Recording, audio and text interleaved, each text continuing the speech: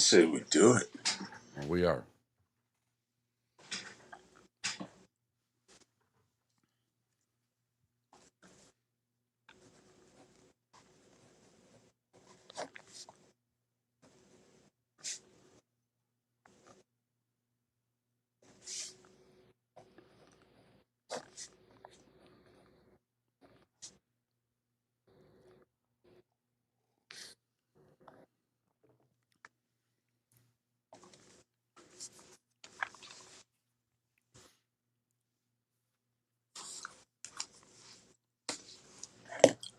Hi, Barry.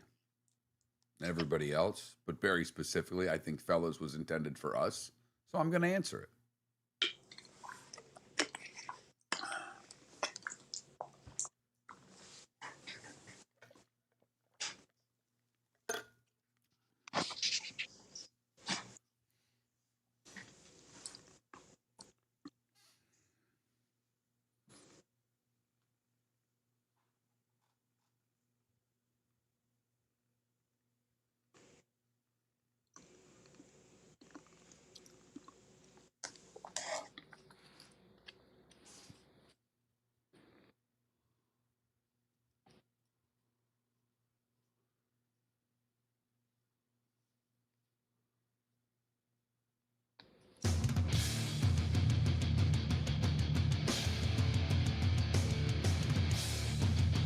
You're listening to Miller and Moulton, coming at you from the Floor Meister Studios. Floor Meisters, keeping it real.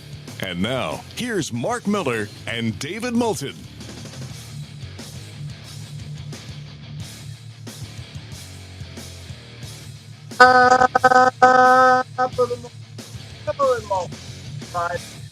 Thanks so much for being with us. Hope you've had a good week. We think we've had a pretty good week. We want to end it in style. Miller and Moulton, millerandmoulton.com. Miller_Moulton on X. Top of the morning to you, Mark. How was your week? My week was interesting. It was a busy week. A lot going on. Getting ready for school starting on Monday. So obviously I got a lot going on here. So it's been a busy week. I'm ready for the weekend. I can honestly say that. I mean, there was one good bit of news. Labor Day weekend, the wife and daughter are going away for the weekend. They're going to Pittsburgh to see my mother-in-law, and my daughter's going to see her cousins. And a trip that the three of us had fell through. So my wife said, "Do you want to come to Pittsburgh?" And I didn't answer. And how did that? I waited a day or so and said, "Yeah, by the way, I don't think I'm going to go to Pittsburgh." And she said, "Okay." In the meantime, I had already booked a tea time. I'm playing in a tournament, and I bought myself a birthday present between that time that I'm going to pick up tonight. And I will put it in the house, and it takes up a lot of space. And, well, we'll see how it works with the wife when she sees it. A golf cart? No, I already have one of those. Oh, I thought maybe you just upgraded. That's all. No. I didn't spend that kind of money. I don't have that kind of money. But I bought, the bar shuffleboard? Yeah. I bought a bar shuffleboard table. Whoa! Yep. Where's it go? It's going to go in our front room where the bar is. We kind of refer to it as the wine room. And she wanted a piano several years ago for Christmas, and I bought her said piano. And I kind of hinted that she doesn't play the piano much. She goes, "Well, I think about it." I said, "Have you played the piano in 2026? And she said, "No."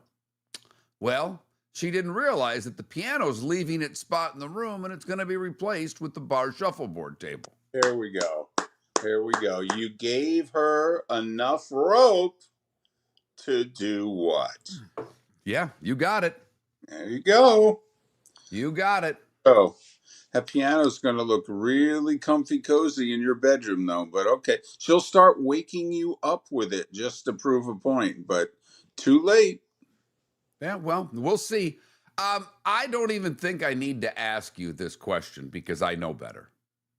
Okay. But I will tell you my answer without you asking the question. Not a snap, not a second, not a pregame, a halftime, a postgame, not 1 second. And my daughter had a sleepover last night. The wife and I went out, got a bite to eat, came home, went for a swim, sat on the couch. She had a drink. I had one with her. And no, I mean, I could have turned it. I knew it was on. I looked at looked at my phone, saw what time it was, and I'm like, I'm not turning that on. I'd rather just talk to her. Not watching preseason football. Not Cardinals and Panthers. No damn way. Besides, okay, I'm wasting a few chips here soon. I got a bar coming in the house. No sense wasting those chips on Carolina, Arizona, which, according to a few texts that I received, was apparently the greatest preseason game of all time. I know. It went right down. I mean, it was a walk-off. You don't have walk-offs in football. We got a No, walk-off touchdown in football. right, a Okay. GWTD or a WOTD. You know, we have to put letters to everything now. If you say so. But I did not watch a play. I watched the Haynes King touchdown this morning when I got on my phone and started checking baseball scores. I'm like, hey, that's right. There was a football game last night. What happened? I'm like, oh, look at that. That must have been fun. Apparently it was. I was getting texts from friends and everything. Are you watching? And I went Mark Miller last night. I didn't go no. I went hell no. Okay. At which point I am getting chastised. Wait a minute. For not watching an August 6th football game. No.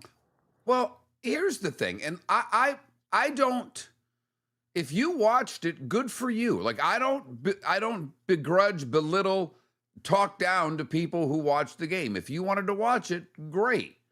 I hope that you understand, however, because I think most of you now do, that these preseason games have nothing to do with nothing. They're not installing offenses, they're not playing regular players, and there are not jobs that are being decided upon because of preseason games. If there are jobs that are being decided upon, they're done in camp, during practices, and as Pat Kirwan will tell us later, during controlled scrimmages. That's what the coaches like. Uh-huh. So But if you want to watch for fun, knock yourself out. Totally. Totally. It's just not our cup of tea. Now, if there are any injuries that come out of this game from guys that were likely to make the 53, okay, well, all right. I'll pay attention. Good for Haynes King beating Carson Beck. He couldn't do it in college. Glad to see he got to do it in the pros. You know, I mean, good for him. Oh. Uh, but the greatest preseason game ever played was last night in Canton, Ohio. Carolina scoring on the final play of the game to win it 33-30. All right. Everybody got, I mean, heck, they stayed to the end probably. Concessions did well. Good for Canton, Ohio. Right. I mean, the Canton bars suffered a little bit if people stayed that long, but I think everybody can't have a slice of the pie sometimes. But, David, there are two things that are going on right now in baseball, one in each league.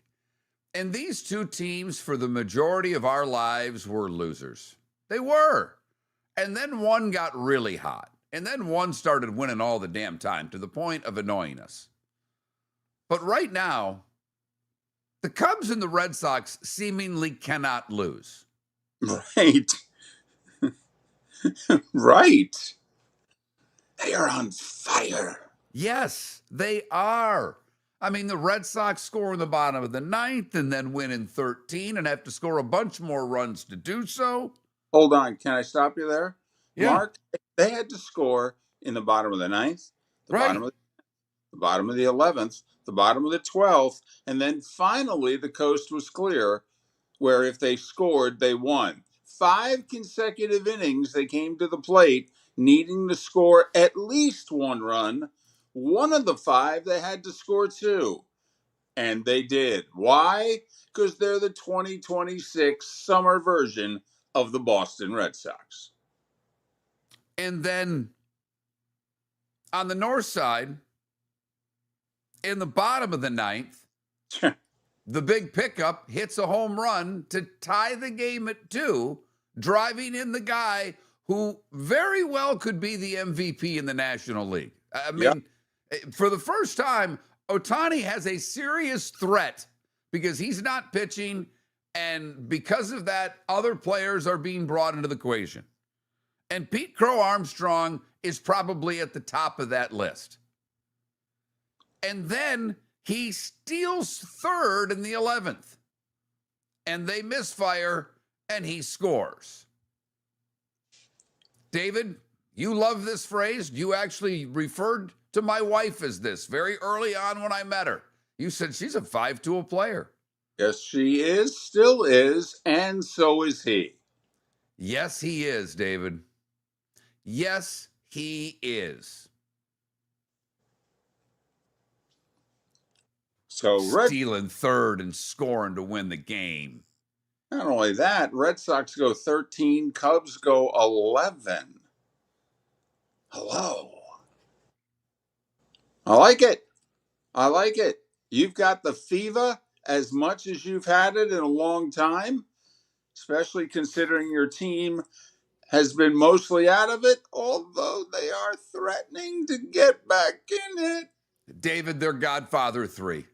Just when I thought they were out, they pull me back in.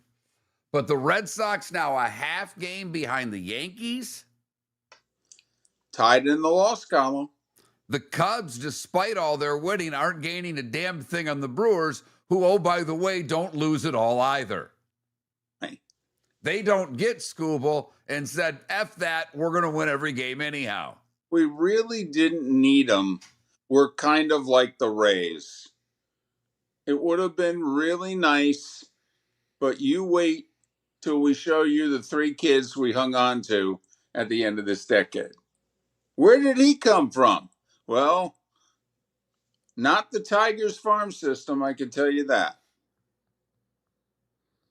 So baseball delivering, it's going to be a fun August and September. The AL East should be incredibly interesting. We've got a 3-horse race.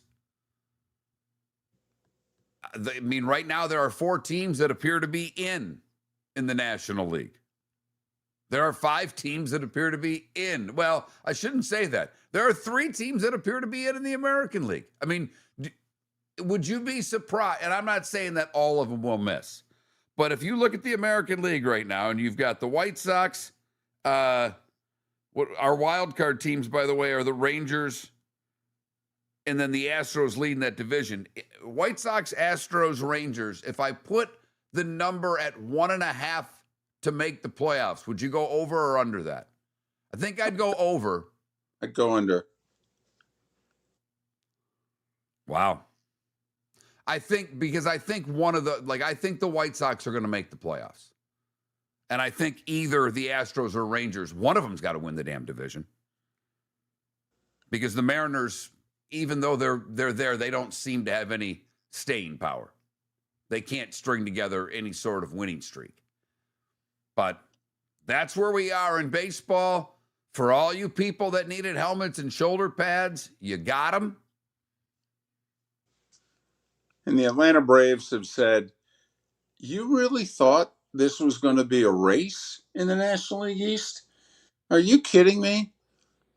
You bring every team that's in contention for a wild card spot to Atlanta, and we'll knock them out. Just line them up, and we'll knock them down. We've won 8 in a row. And in the Marlins case, they'll actually help us knock the Marlins out of the race. Miller and Moulton. Your roof is your home's first line of defense. At Pelican Roofing of Florida, Ronnie, John, and their team bring years of experience to protect what matters most, your family and your business. From residential repairs to large-scale commercial roofing, we deliver honest work, fair pricing, and quality you can trust. An upgrade on your roof can lower your insurance costs. Don't wait for a leak to turn into a disaster. Call the experts at Pelican Roofing today. 1-866-9-PELICAN. That's 1-866-9-PELICAN. Online at PelicanRoofingCompany.com. CCC 1332512. Floor Meisters just doesn't sell Cortec and carpet. They also sell a lot of wood. And what better time than now to stop in and see the nice folks at Floor Meisters for some new hardwood for your home. With white oak wood starting at $4.99 a square foot, that makes it affordable for everyone. With 10 colors to choose from, they have a color for everyone. So stop in, 6281 Naples Boulevard, right next to Costco, or go to the web. It's floormeisters.com. Floormeisters.com. Floor Meisters, just keeping it real. The Cape Coral Police Department is growing, and they want you to be a part of it. They're hiring new officers. Starting pay is between $74,000 and $90,000, depending on your experience. And with a $10,000 hiring bonus, you could be making $100,000.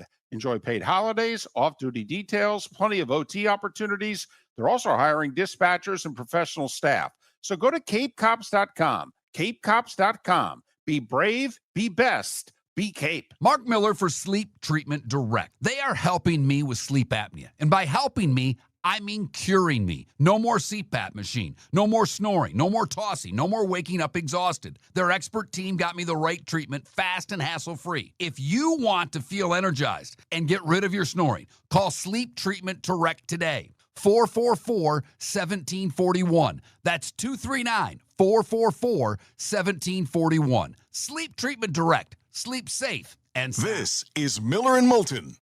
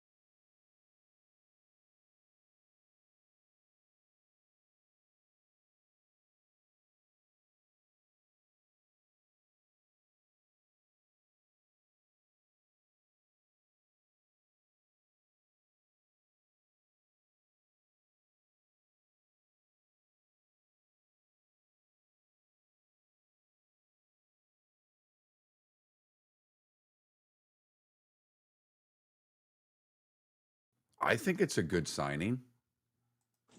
I really do. I like it. I think it's.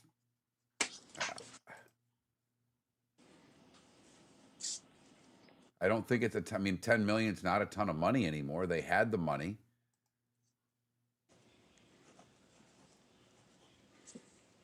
And they obviously had the spot. I mean, you look at what they had McLaurin and who else did they have there? I mean, I don't know how good that offense is, Barry. I don't know how good that offense is. And I love the quarterback. Good for you, Paul. Are you going to Yellowstone, or what are you doing? Taking them fly fishing? What's the big plan?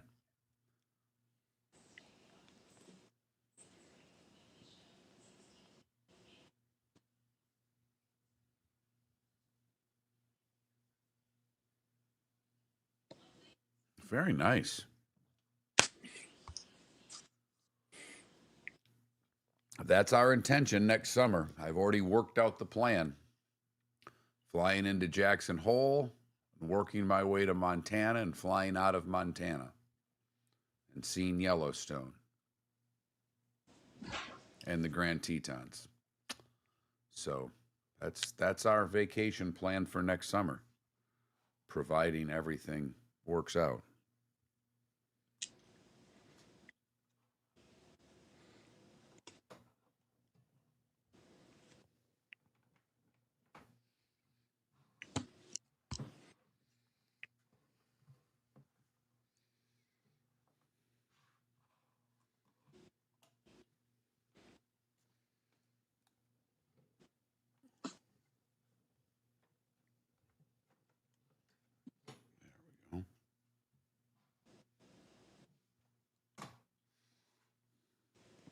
Wait till I tell my soon-to-be 8th grader she's got to say she's in 4th grade.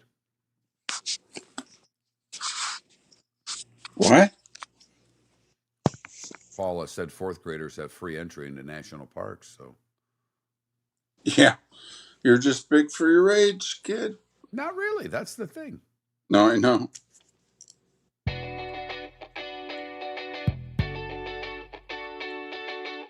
You're listening to Miller and Moulton. And now, here's Mark Miller and David Moulton. Okay. Power.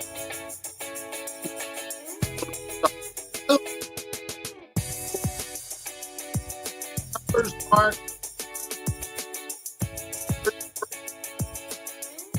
For whatever reason, David, how you're hooked up, when you talk over music, nothing happens. So now I'll let you let it rip, because we didn't hear anything, or at least I didn't. So it's important that that part of the equation works when the majority of your audience is listening on radio.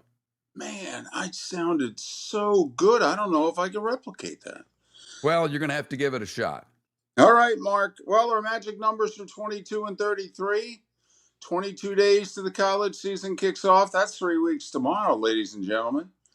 And 33 days away until the NFL season kicks off, although who knows? Some of you might have considered last night the kickoff.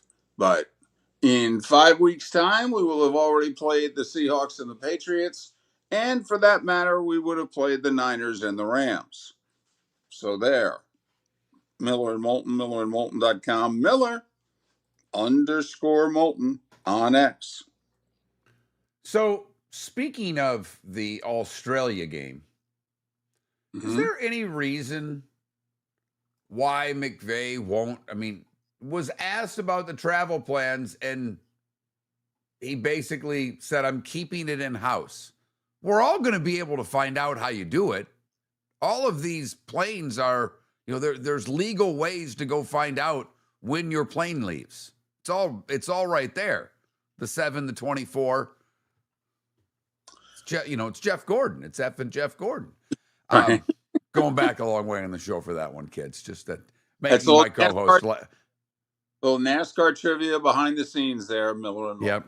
NASCAR math. What a segment that was. One of my favorites in the 20 years of this show. And by one of my favorites, maybe the least favorite thing that we ever did. Because it was fine once. When they did it for like the 4th straight year, it's like, can we do something else? Now they like it. Client likes it. All right. NASCAR math it is. Don't know how many times you can use junior in an equation, but we'll figure it out. Got that right. But, we know more about Aaron Donald's comeback than the itinerary going to Australia for the Rams. Do you know when we talk about the most paranoid control freak people in the world. Right. The college football coach? Who is number one, followed somewhat closely, not real closely. I'm telling you, college football coach is clearly number one. I mean, they've got state secrets. They've got this Middle East thing figured out. They ain't telling anybody. But in second place, and comfortably in second place, is the pro football coach. What the hell? Seriously. Come on. I mean, Mike Leach was like the only one who broke the mold. And we thought Sean McVay was that guy. Hell, they rent a beach house to do the draft. Okay, we thought they might not even qualify as a pro football coach. Yeah, who cares? Okay, So, the game kicks off on Thursday night, American East Coast, West Coast time. You're going to be there. How are you getting there? We're when guessing right. asked, right, when asked, he said, I'd rather keep it in-house. The reporter, give the reporter credit, reporter went follow-up. Why? Simple, but effective, David. Why? What's the reason to talk about it? Honestly, I would respectfully just say we have, but I'd prefer not to talk about it. What? Reporter, is that a strategic thing? I just don't want to talk about it. What does it matter? Well, I think fans are curious. We won't be there long enough for the fans really to have any curiosity about it. And then the reporter asked about when they went to London and had a short turnaround and played well. Are you going to do something similar? Yeah, I'd rather not talk about it. What the hell? At first, it was Kyle Shanahan who absolutely hates this game, this part of the season. Hates it.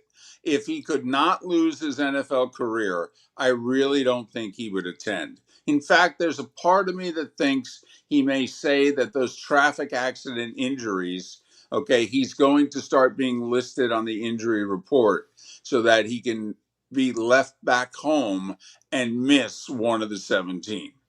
By the way, speaking of the Niners and injuries, are we sure the substation isn't causing, because their whole team's hurt in training camp? I mean, I don't know. I might just look for a new training facility because, David. Well, Mark, they keep fielding an old team and they keep making it older and guys keep getting hurt. I'm not sure it's the substation. Okay, let me put it to you this way. What would you rather do as a player? You have two choices. Practice on the Niners or in the Niners practice facility next to the electric substation there where everybody seemingly gets hurt, Right. Or be a visiting team staying in the haunted hotel in Tampa. Oh, the haunted hotel. Okay, yeah, Here's my reasoning. I'm only getting freaked out there.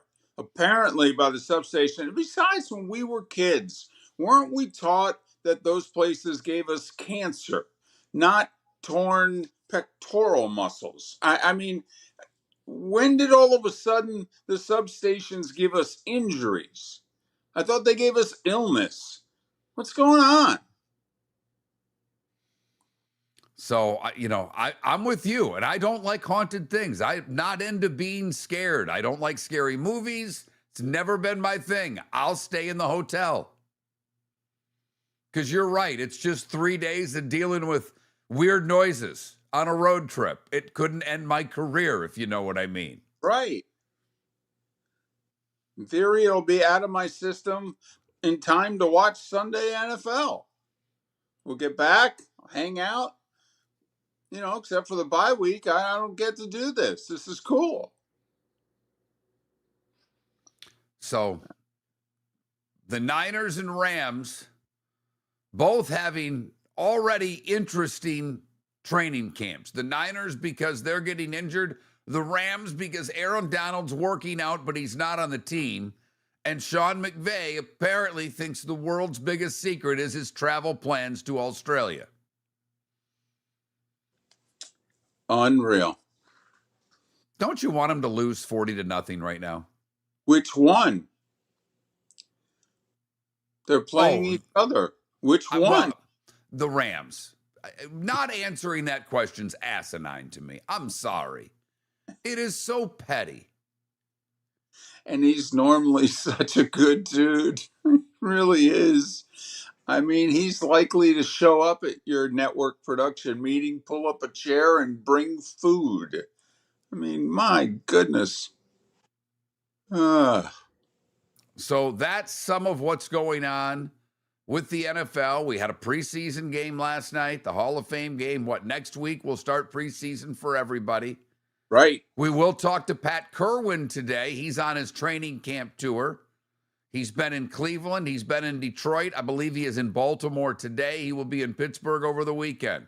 So we'll have some AFC North conversations with Pat, find out what he thinks about Cleveland, and if he has an idea who's going to be the starting quarterback after his trip there. We will go to New England and talk with Tim McKone. They have a baseball team that doesn't ever want to lose again, and there's some interesting stuff to me from their training camp. You know, they got a great corner, and they got this new receiver, and apparently they're going at it in camp. I think that's a good thing for both. I actually do. So we'll talk a little Boston sports today. We'll talk a little NFL with Pat Kirwan. The Fantasy Football Summit is on Tuesday night at the Bell Tower Shops at the DoubleTree Hotel. Sign up, millerandmoulton.com, starting 5 next. Fantasy football season is here, and there's only one place to get the edge. Join Miller and Moulton for the Fantasy Football Summit with Dr. Roto at Shoeless Joe's Sports Cafe, Tuesday, August 11th, 7 p.m. Get championship-winning draft strategies, sleeper picks, busts to avoid, and answers to all your fantasy questions from one of the nation's top experts, Dr. Roto. Whether you're playing for bragging rights or big money, don't draft without this event. Tuesday, August 11th, the Fantasy Football Summit at Shoeless Joe's with Dr. Roto. Sign up, Miller and Moulton.com. Floor Meisters just doesn't sell Core-Tech and carpet. They also sell a lot of wood. And what better time than now to stop in and see the nice folks at Floor Meisters for some new hardwood for your home. With white oak wood starting at $4.99 a square foot, that makes it affordable for everyone. With 10 colors to choose from, they have a color for everyone. So stop in, 6281 Naples Boulevard, right next to Costco, or go to the web. It's floormeisters.com. Floormeisters.com. Floor Meisters, just keeping it real. Mark Miller for Sleep Treatment Direct. They are helping me with sleep apnea. And by helping me, I mean curing me. No more CPAP machine. No more snoring. No more tossing. No more waking up exhausted. Their expert team got me the right treatment fast and hassle-free. If you want to feel energized and get rid of your snoring, call Sleep Treatment Direct today. 444-1741. That's 239-444-1741. Sleep Treatment Direct. Sleep safe and Your sound. roof is your home's first line of defense. At Pelican Roofing of Florida, Ronnie John and their team bring years of experience to protect what matters most, your family and your business. From residential repairs to large-scale commercial roofing, we deliver honest work, fair pricing, and quality you can trust. An upgrade on your roof can lower your insurance costs. Don't wait for a leak to turn into a disaster. Call the experts at Pelican Roofing today. 1-866-9-PELICAN. That's 1-866-9-PELICAN. Online at pelicanroofingcompany.com. CCC 1332512. This is Miller and Moulton.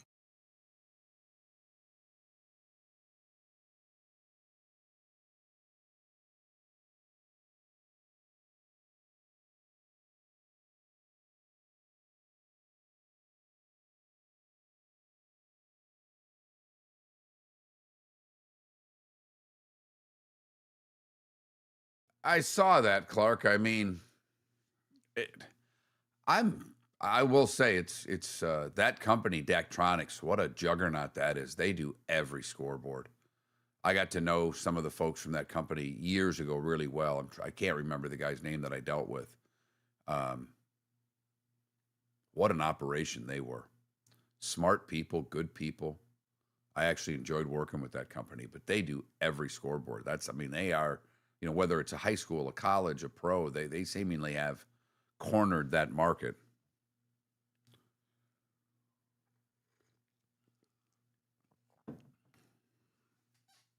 And why they would, jump into paying Kawhi doesn't make a lot of sense to me, but apparently they did.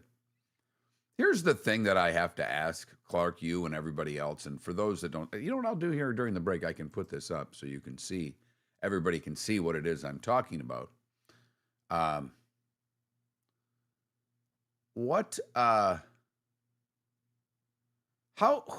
Who pays attention? And I think Pablo Torre does an amazing job.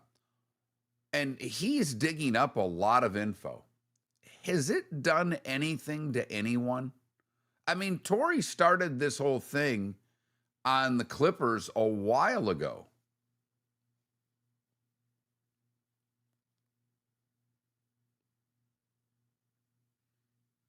What has Pablo Torre found out that's changed anything? I mean, maybe our minds, and I am not disrespecting the work because I think the work's tremendous.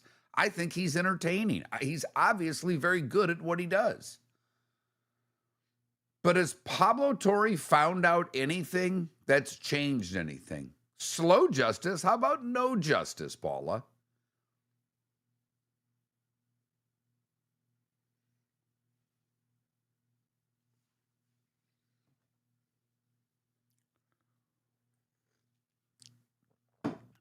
I just find it fascinating. David, I know you were doing your thing there, but Clark put, and I'll put this up for you to read, but I don't know if you can read that, David, but the newest Pablo Torre finds out Kawhi was getting paid, and it was Daktronics, the scoreboard company. And I think Pablo, like I just said, Pablo Torre does great work. He's good at what he does. He's entertaining on his podcast. Has he found out anything that's changed anything? Has anybody gotten in trouble from what Pablo Torre's found out? If Adam Silver doesn't want anyone to get in trouble, no one's going to get in trouble. But I don't just mean that story. He's dug up a bunch of other crap.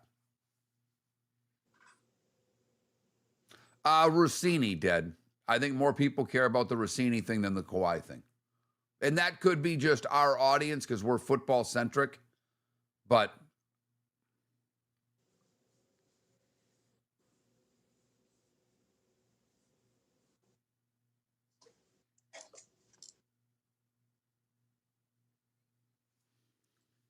and I don't know if, Laker fan in LA is complaining about the Kawhi thing. I have no idea, but I've not seen any outrage anywhere about this.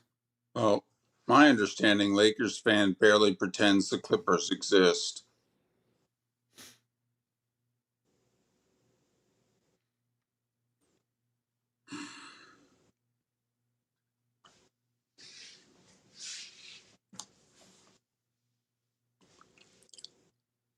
I mean, I don't think the Clippers are as invisible as the Brooklyn Nets, but they're close.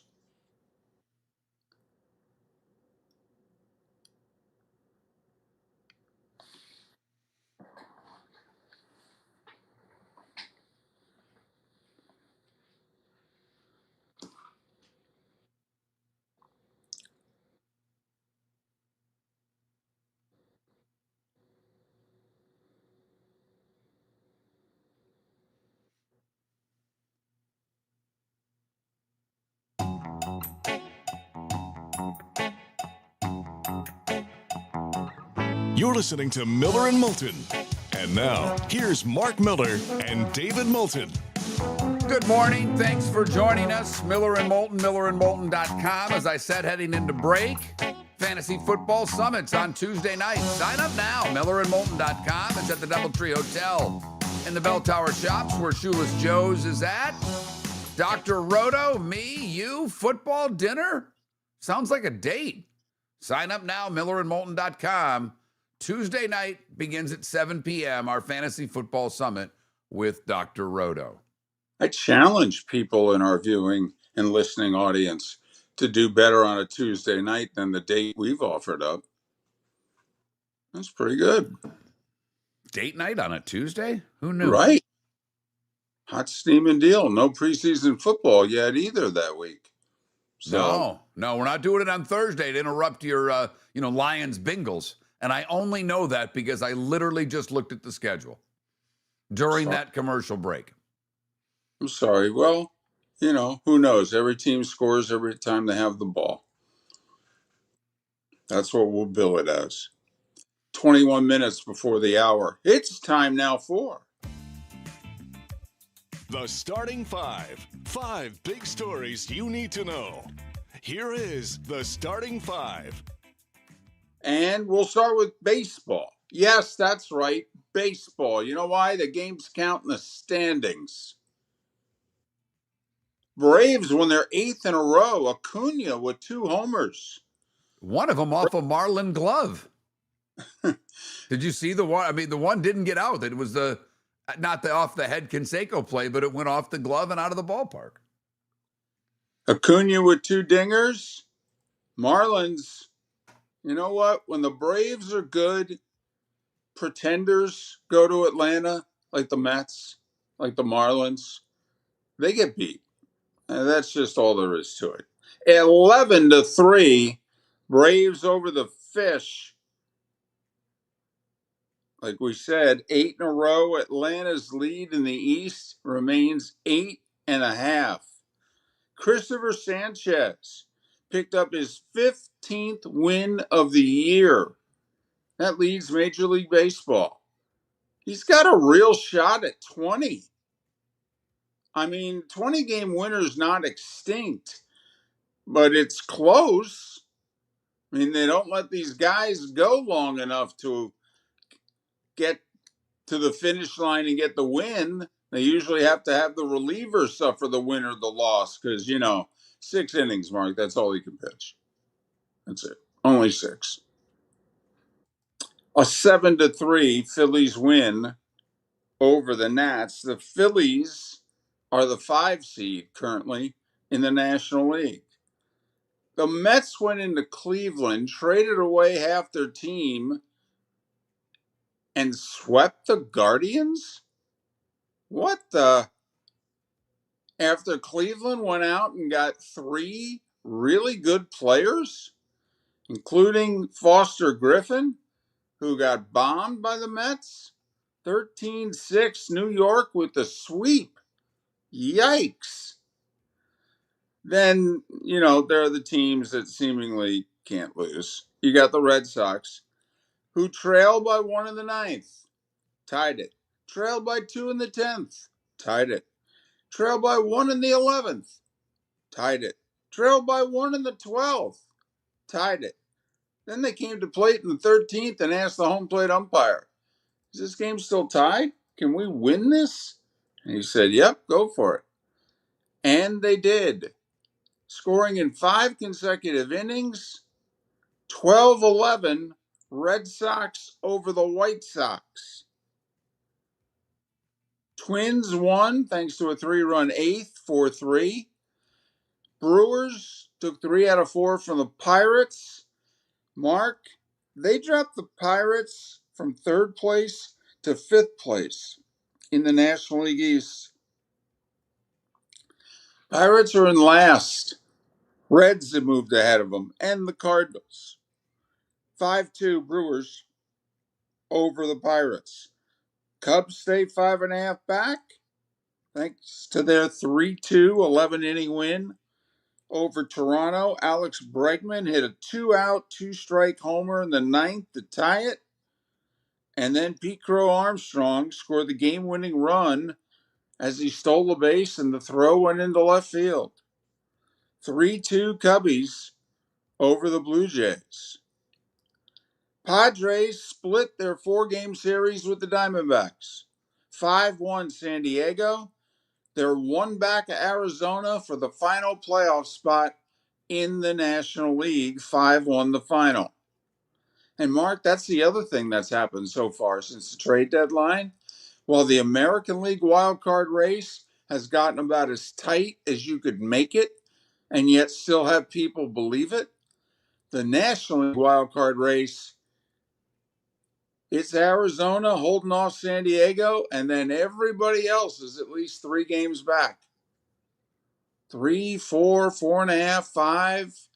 We got some separation going on in the National League. Dylan Dingler is a catcher for the Tigers. And besides a funny name, he can mash. What'd you tell me before the show? 26? 26 home runs for the All-Star Tiger catcher. He's homered in 3 consecutive games. 11-0 Detroit over Seattle. 11-0. Wow. Where are we? How about Angels get a Zach Neto 3-run homer to beat the Orioles 4-1? And yet the Orioles are only 1 game back for the wild card. Half a game back of Minnesota and Cleveland. They're 1 game back of the Rangers for the 6th seed. And then the Reds completed a 3-game sweep of the A's.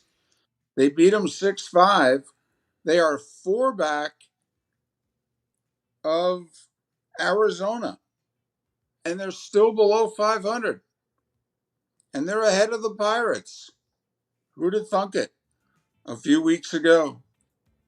All right, now how about the NFL? Apparently the greatest preseason game of all time. Haynes King, remember him of Georgia Tech? He dove into the end zone for the game-winning touchdown as time expired. There were 26 points scored in the 4th quarter. Carolina 33, Arizona 30. They like their small quarterbacks in Carolina. 2 running backs got paid. Jahmyr Gibbs goes shorter term deal than Bijan Robinson, and therefore is paid potentially $750,000 a year to $2 million a year more than Bijan.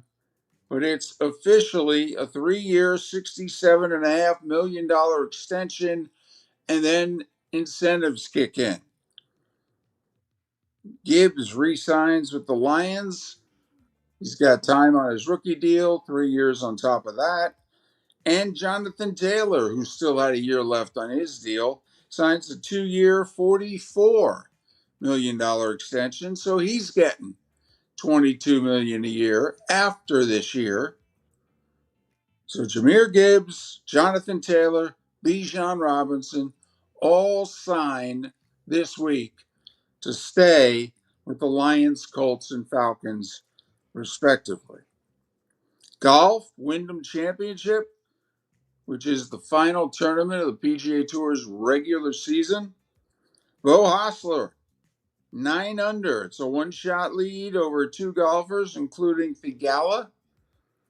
Meanwhile, we thought it was going to be the last LIV event ever, could still be, but Joaquin Niemann, they're playing at Trump's course in Jersey, yet they're calling it Live Golf New York. Niemann has a 2-shot lead over 2 golfers. One of them is Ian Poulter. Poulter trying to get back on the DP World Tour, is what he's saying. So there you have it.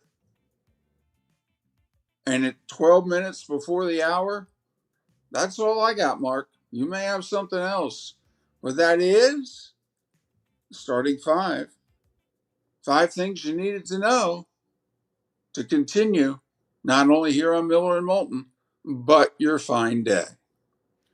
All right, one little add-on, and it's not really anything that I would think you would include, but it interests me, so I'm going to say it. That's what happens when your name's on the show. But that Jackson Koiven, the kid who won a couple of weeks ago, you know, he just started out with a simple little 3 under yesterday. Another bogey-free round. Is that the 20-year-old? Yeah. Right. Yeah. Because he didn't play in the he did play in the Rocket. So he tied for 31 in the Rocket after winning the 3M. He's in the top 70 because he won that tournament. But I don't think he's a lock, but he's making sure that he's going to be one. Well, isn't he 70th in the FedEx Club entering this tournament, and isn't the playoffs reserved for the top 70? He's right now 71st. Okay. So, yes, he needs to get into the top 70. So he'll need to play well enough to earn points. He might have to play a little better than he is, even though 3 under is a pretty good start. So, yeah, it's just the top 70 now that make the playoff. Now, he's obviously, with the win and being in the top 100, earned his card. But this is an impressive young man. Well, has it surprised you? I mean, what is he? Is this the 5th tournament of his career? Yes. Because I thought he won his 3rd, then he finished tied for 31st, and now he's playing this one. What is surprising me, Mark, because there's been a few people very early in their careers who strike 4 days of magic in the bottle, and then we basically don't see or hear from them again. How many people, established golfers and others in the golf industry, who are signing off on this kid and they're like, yeah, I'll bet my reputation on him. Absolutely, I will. Well, Yeah. I mean, he played in the U.S. Open as an amateur and was in the top 25. I think he finished T23. And then he turned pro. He gets cut at the John Deere. Okay. Then throws a top 10 up in the tournament that is across from the British. But it's not a great field. But a top 10's a top 10. Don't care what. These guys can all play. Then he wins the 3M, T31 at the Rocket, and he's off to, a pretty good start this week. He's T37 with the 3 under.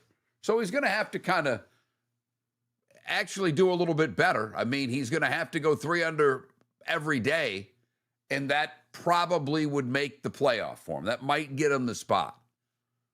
But the points, the one thing about the FedEx points is that after you get out of the top 10, basically, there's not a lot of points there.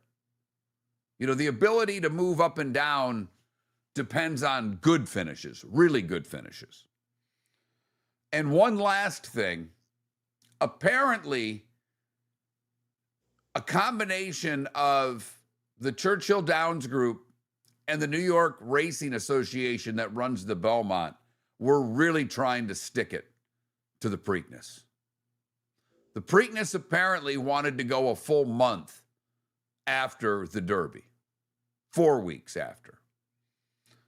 But from what I'm seeing and hearing and rumors that the Derby, the Churchill Downs Group, and the Belmont Group were kind of in cahoots to put this new system in place for these races. And the question is, what did Fox have to do with it with the Belmont and the date? Because is it the New York Racing Association, Fox, who has the Belmont? There's a lot of talk, but there's no substance yet, David. I'll dig over the weekend and try to find out more. I may do something that we've never done outside of the 3 weeks of the 3 races of the Triple Crown. We may have a horse guest on next week. I need to get to the bottom of this. I thought about guesting Kurt Becker. Because he'll know, but I don't know how much he's going to want to say, because the way I'm seeing this is a lot of it is not on the record yet. So we shall see. Miller and Moulton, millerandmoulton.com. Tim McKone next hour to talk Red Sox and Patriots. A little over an hour from now, Pat Kirwan for a couple of segments to talk NFL training camp. He's been to a few. He was at Cleveland yesterday. He's at Baltimore today. Pat Kirwan coming up 8 o'clock. Miller and Moulton, Fantasy Football Summit coming on Tuesday. Sign up. Where else? millerandmoulton.com. Fantasy football season is here, and there's only one place to get the edge. Join Miller and Moulton for the Fantasy Football Summit with Dr. Roto at Shoeless Joe's Sports Cafe, Tuesday, August 11th, 7 p.m. Get championship-winning draft strategies, sleeper picks, busts to avoid, and answers to all your fantasy questions from one of the nation's top experts, Dr. Roto. Whether you're playing for bragging rights or big money, don't draft without this event. Tuesday, August 11th, the Fantasy Football Summit at Shoeless Joe's with Dr. Roto. Sign up, millerandmoulton.com. The Cape Coral Police Department is growing, and they want you to be a part of it. They're hiring new officers. Starting pay is between $74,000 and $90,000, depending on your experience. And with a $10,000 hiring bonus, you could be making $100,000. Enjoy paid holidays, off-duty details, plenty of OT opportunities. They're also hiring dispatchers and professional staff. So go to capecops.com. Capecops.com. Be brave, be best. Be Cape. Your roof is your home's first line of defense. At Pelican Roofing of Florida, Ronnie John and their team bring years of experience to protect what matters most, your family and your business. From residential repairs to large-scale commercial roofing, we deliver honest work, fair pricing, and quality you can trust. An upgrade on your roof can lower your insurance costs. Don't wait for a leak to turn into a disaster. Call the experts at Pelican Roofing today. 1-866-9-PELICAN. That's 1-866-9-PELICAN. Online at PelicanRoofingCompany.com. CCC 1332512. The Floormeisters just doesn't sell Cortec and carpet. They also sell a lot of wood. And what better time than now to stop in and see the nice folks at Floormeisters for some new hardwood for your home. With white oak wood starting at $4.99 a square foot, that makes it affordable for everyone. With 10 colors to choose from, they have a color for everyone. So stop in, 6281 Naples Boulevard, right next to Costco, or go to the web. It's floormeisters.com. Floormeisters.com. Floormeisters, just keeping it real. Mark Miller for Sleep Treatment Direct. They are helping me with sleep apnea. And by helping me, I mean curing me. No more CPAP machine. No more snoring. No more tossing. No more waking up exhausted. Their expert team got me the right treatment fast and hassle-free. If you want to feel energized and get rid of your snoring, call Sleep Treatment Direct today. 444-1741. That's 239-444-1741. Sleep Treatment Direct. Sleep safe and sound. If you're a business who targets men, please know there is no better and more economical way to reach your target audience than us at Miller & Moulton. So let us help you make money. You can reach out to Mark at that Mark Miller or me at the David Moulton on X, or text us at 21,000. We have a proven product, a good reputation, and lots of quality segments that we can attach your company's name to. Miller & Moulton, we're like that old pizza box. You've had the rest, now try the best. Miller & Moulton, millerandmoulton.com. This is Miller & Moulton.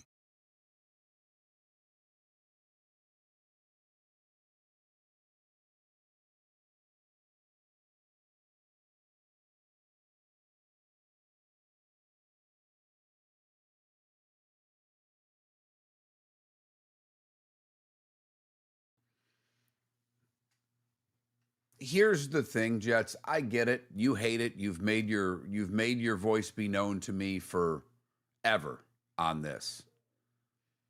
If they change it, are you going to quit watching?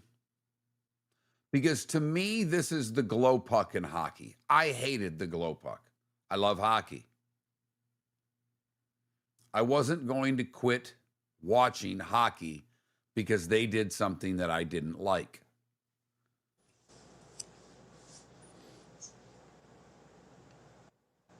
The horses are all skipping the Preakness because it's too close.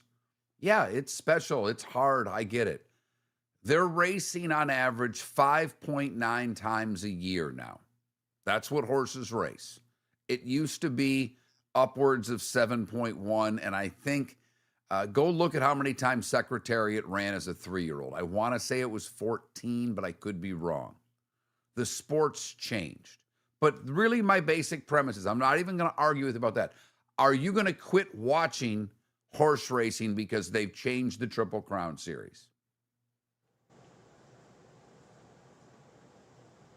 I'll hang up and listen.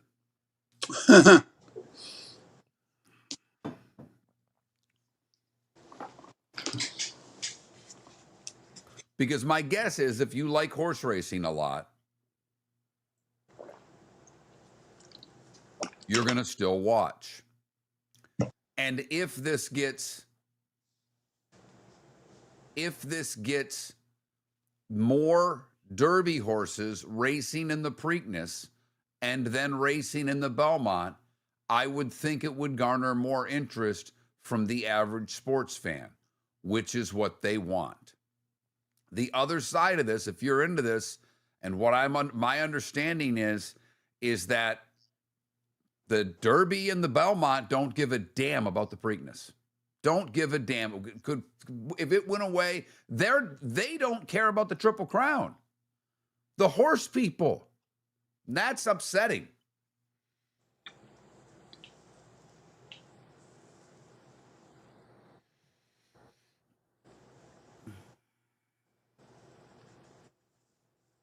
Can't believe that people are looking out for themselves and their own business interests and not looking out for the betterment of the sport. Sounds like college football, doesn't it? Sounds like all of college sports. It's shocking.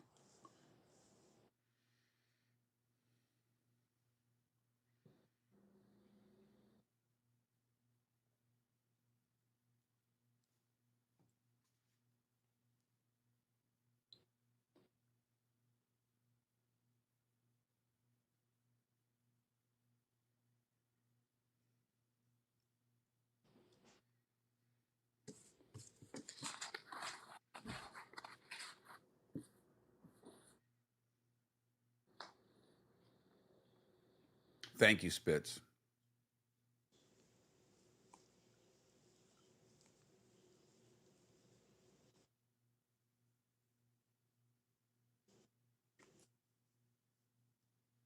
Hey, Mark,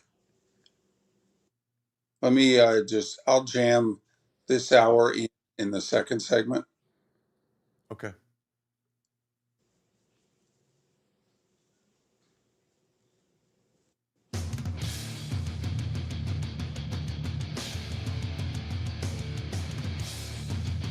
You're listening to Miller and Moulton, coming at you from the Floor Meister Studios. Floor Meisters, keeping it real. And now, here's Mark Miller and David Moulton. Miller and Moulton, hour number 2. Thanks so much for making us a part of your morning. Follow us on X, Miller_Moulton, or that Mark Miller if you want to follow my intellectual comments on X, which there aren't that many, but every once in a while I get honked off and go after things. Very rarely anymore, but once in a while. You can always text the show, the Pelican Roofing of Florida text line. That's wide open. 21,000 is the number. The keyword is Miller if you've never texted the show before. So text Miller to 21,000 and let it rip wherever you may be. We'd love to hear from you this morning. We'll talk some football and some baseball with Tim McKone coming up at the bottom of the 7 o'clock hour. We'll talk the NFL with Pat Kirwan an hour from now. He's at training camp, his training camp tour. I don't know how good of a mood he'll be in today. He'll be in an okay mood. He's just starting. By the end of next week, he'll be a little more surly. Well, I think last night was his first rough night of travel. I think he made it from Cleveland to Baltimore, and had to do it after a show. So I think he got in late. So we'll see. Hey, I just want to see him pop on the screen today. Yep. During training camp, I get nervous. That's the only time I'm like, don't bail on me today, Pat. We're counting on you. And I do enjoy the training camp conversations because preseason games don't show us anything. The point he made about Buffalo, about how that offense is already seemingly in sync. How many teams, David, are going to be able to say that 3 weeks from now, 4 weeks from now, when we get started? You know what I mean? So that's kind of where my curiosity is, or I guess 5 weeks actually. But you know my point. It's like when you're that far ahead of the game, how big will that be in September? We've always made the point that those really good Patriot teams, there were a lot of them that scuffled their way through September. Yep. But when you look at, to me, the AFC with Buffalo, and if you think New England's going to be, close to what they were a year ago, Denver, if it's Houston, if it's Jacksonville, people think Cincinnati may have a turnaround. I think the AFC is wide open for who the one could be and wide open for who the wild cards could be. I think the NFL, I mean, I don't see a way, and this is, here, my bold prediction of the morning. Do you see a way that the NFC South gets 2 teams in the playoffs? Like, what would you bet that doesn't happen? Because I'd bet a lot of money. There's a part of me that wonders if they went to the college football playoff system, would the NFC South get any representation? Well, they'd be the group of 5, David.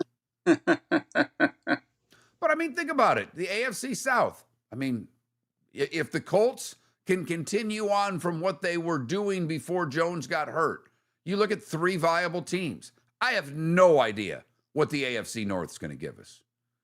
If Cincinnati, Baltimore, and Pittsburgh, somehow 2 of those teams make the playoffs, I wouldn't be shocked, if you know what I mean.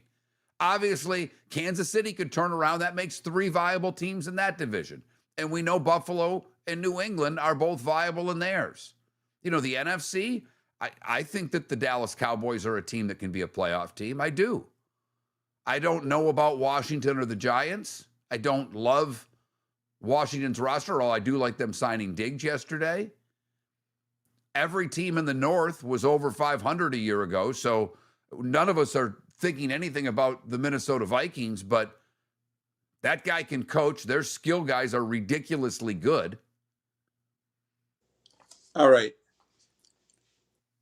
There's 10 AFC teams with their hands raised for 7 spots. Can we agree on that? We're ruling out the Jets, the Dolphins, the Browns.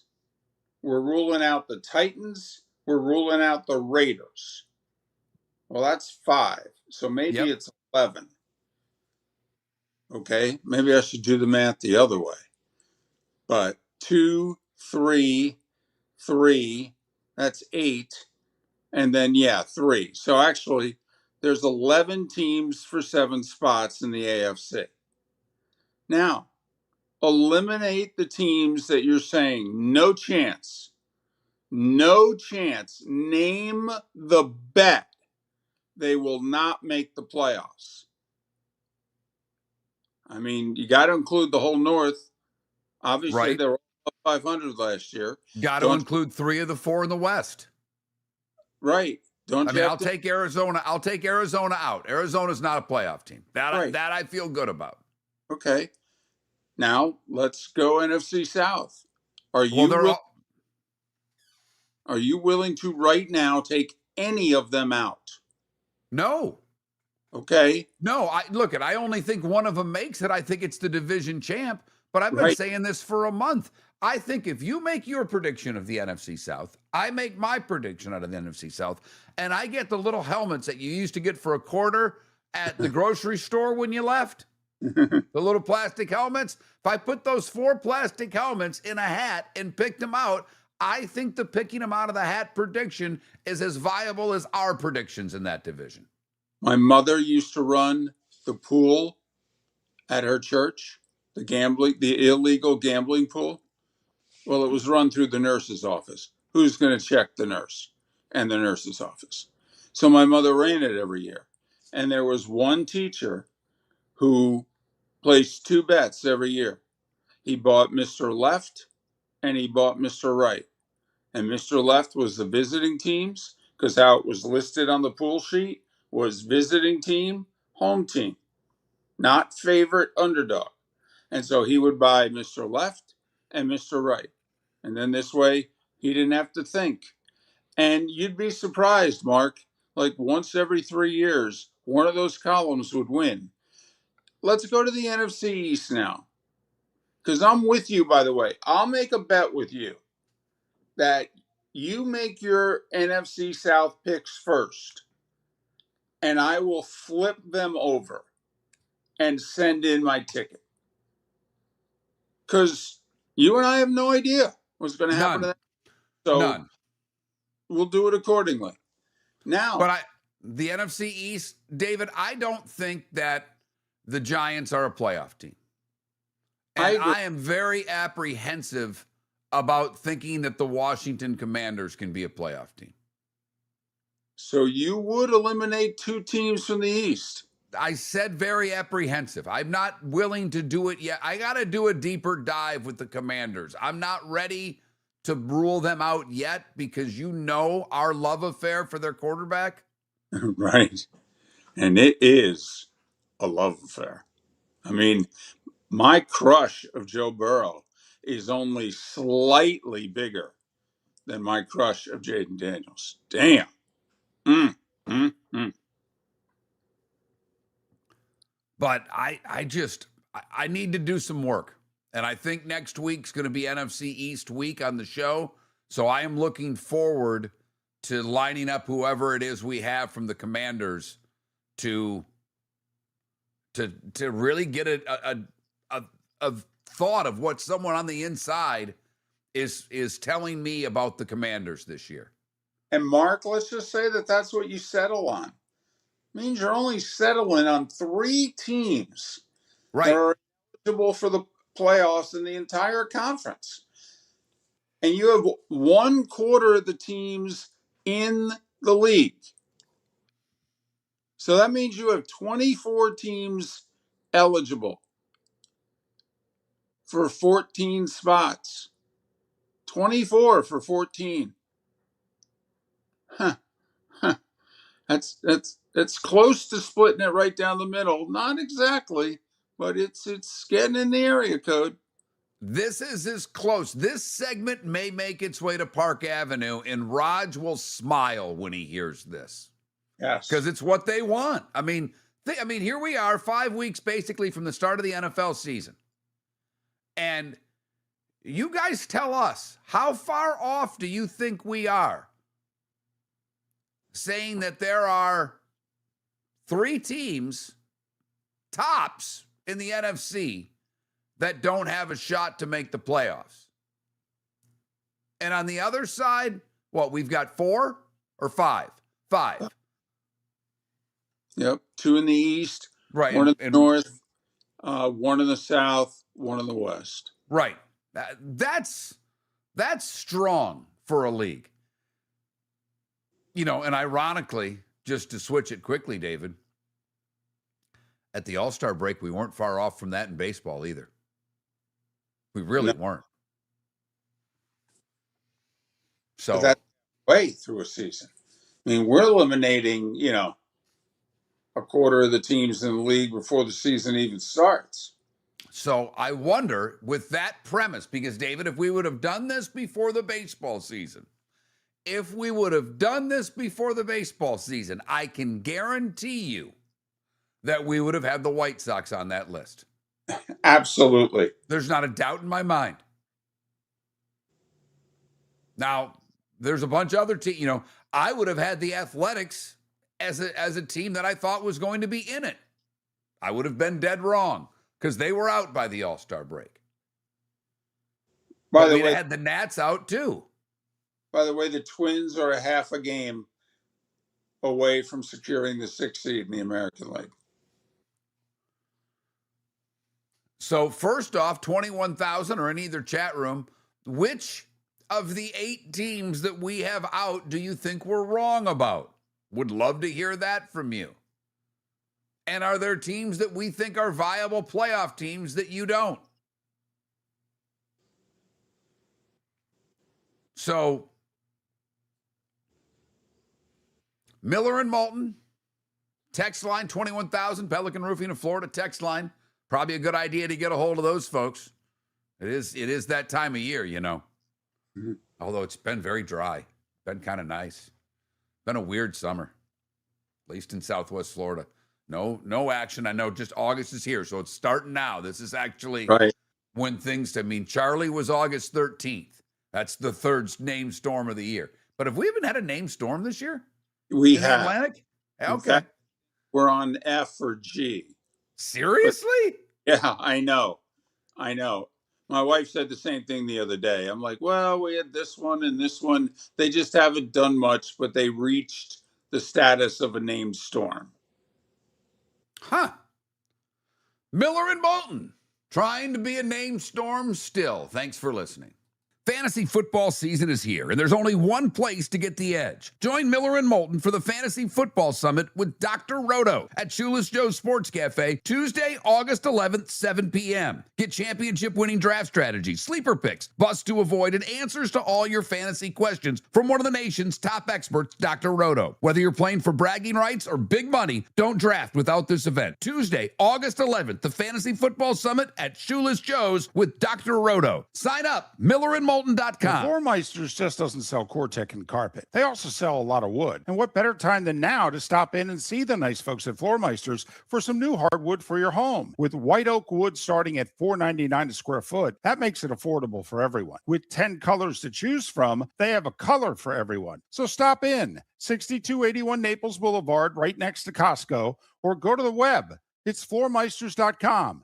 Floormeisters.com. Floormeisters, just keeping it real. Your roof is your home's first line of defense. At Pelican Roofing of Florida, Ronnie John and their team bring years of experience to protect what matters most, your family and your business. From residential repairs to large-scale commercial roofing, we deliver honest work, fair pricing, and quality you can trust. An upgrade on your roof can lower your insurance costs. Don't wait for a leak to turn into a disaster. Call the experts at Pelican Roofing today. 1-866-9-PELICAN. That's 1-866-9-PELICAN. Online at pelicanroofingcompany.com. CCC 1332512. If you're a business who targets men, please know there is no better and more economical way to reach your target audience than us at Miller and Moulton. So let us help you make money. You can reach out to Mark at that Mark Miller or me at the David Moulton on X, or text us at 21,000. We have a proven product, a good reputation, and lots of quality segments that we can attach your company's name to. Miller and Moulton, we're like that old pizza box. You've had the rest.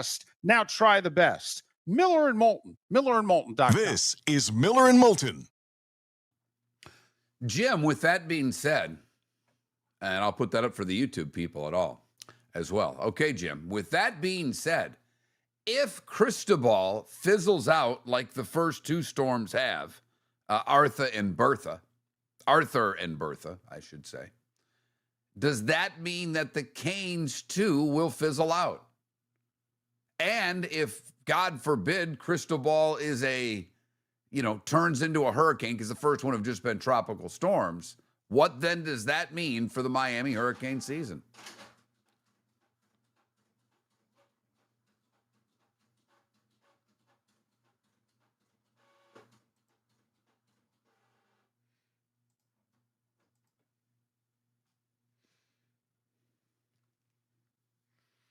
It's early August, Empire. So where are we with the named storms? We've had two. God, I saw an F the other day. No, Maybe that might have been in the Pacific or something, David. We've had Arthur and Bertha. And Cristobal is the teeth are not tools, David.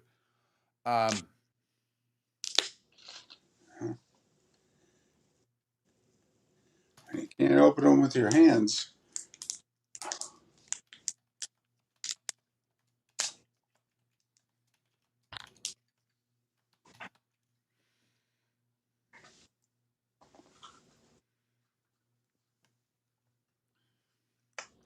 And I asked the question, Cristobal is the next named storm, David. If it turns into a hurricane, does that mean, if it peters out and it's just a small little, rain event, does that mean that the Hurricanes don't win the ACC? I mean, I don't know. Do we play a hunch? We'll get great odds.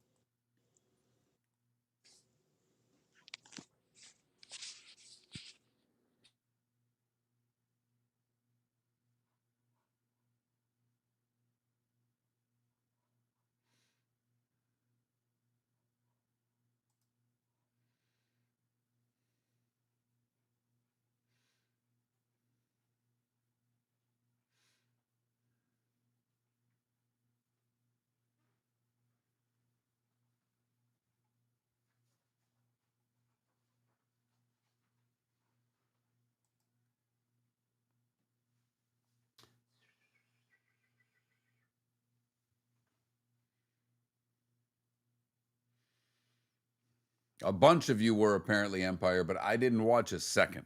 Not a second. Not a play, not a pregame, not a postgame.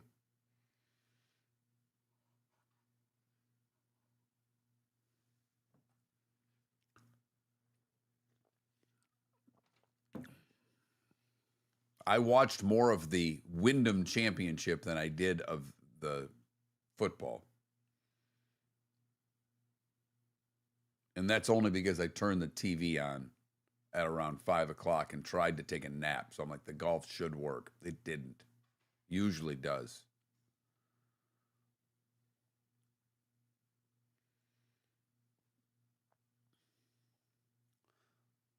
Now, I have not gone to an ear doctor in probably 50, well, not probably 40 some years, because I think I did once when I was a teen.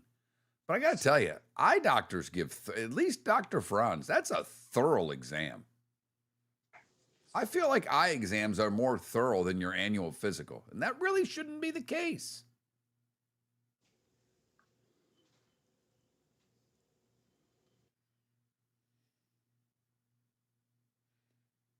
Thank goodness it was raining, though, because after they dilate your eyes, man, sunglasses don't even work great. I had some bets going. I guess that was a bad beat if you had Arizona plus 1.5. I mean,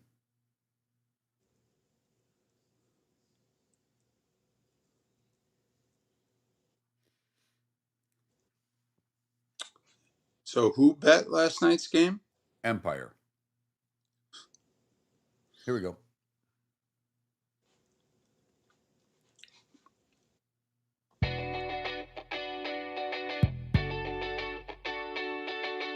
You're listening to Miller and Moulton. And now, here's Mark Miller and David Moulton.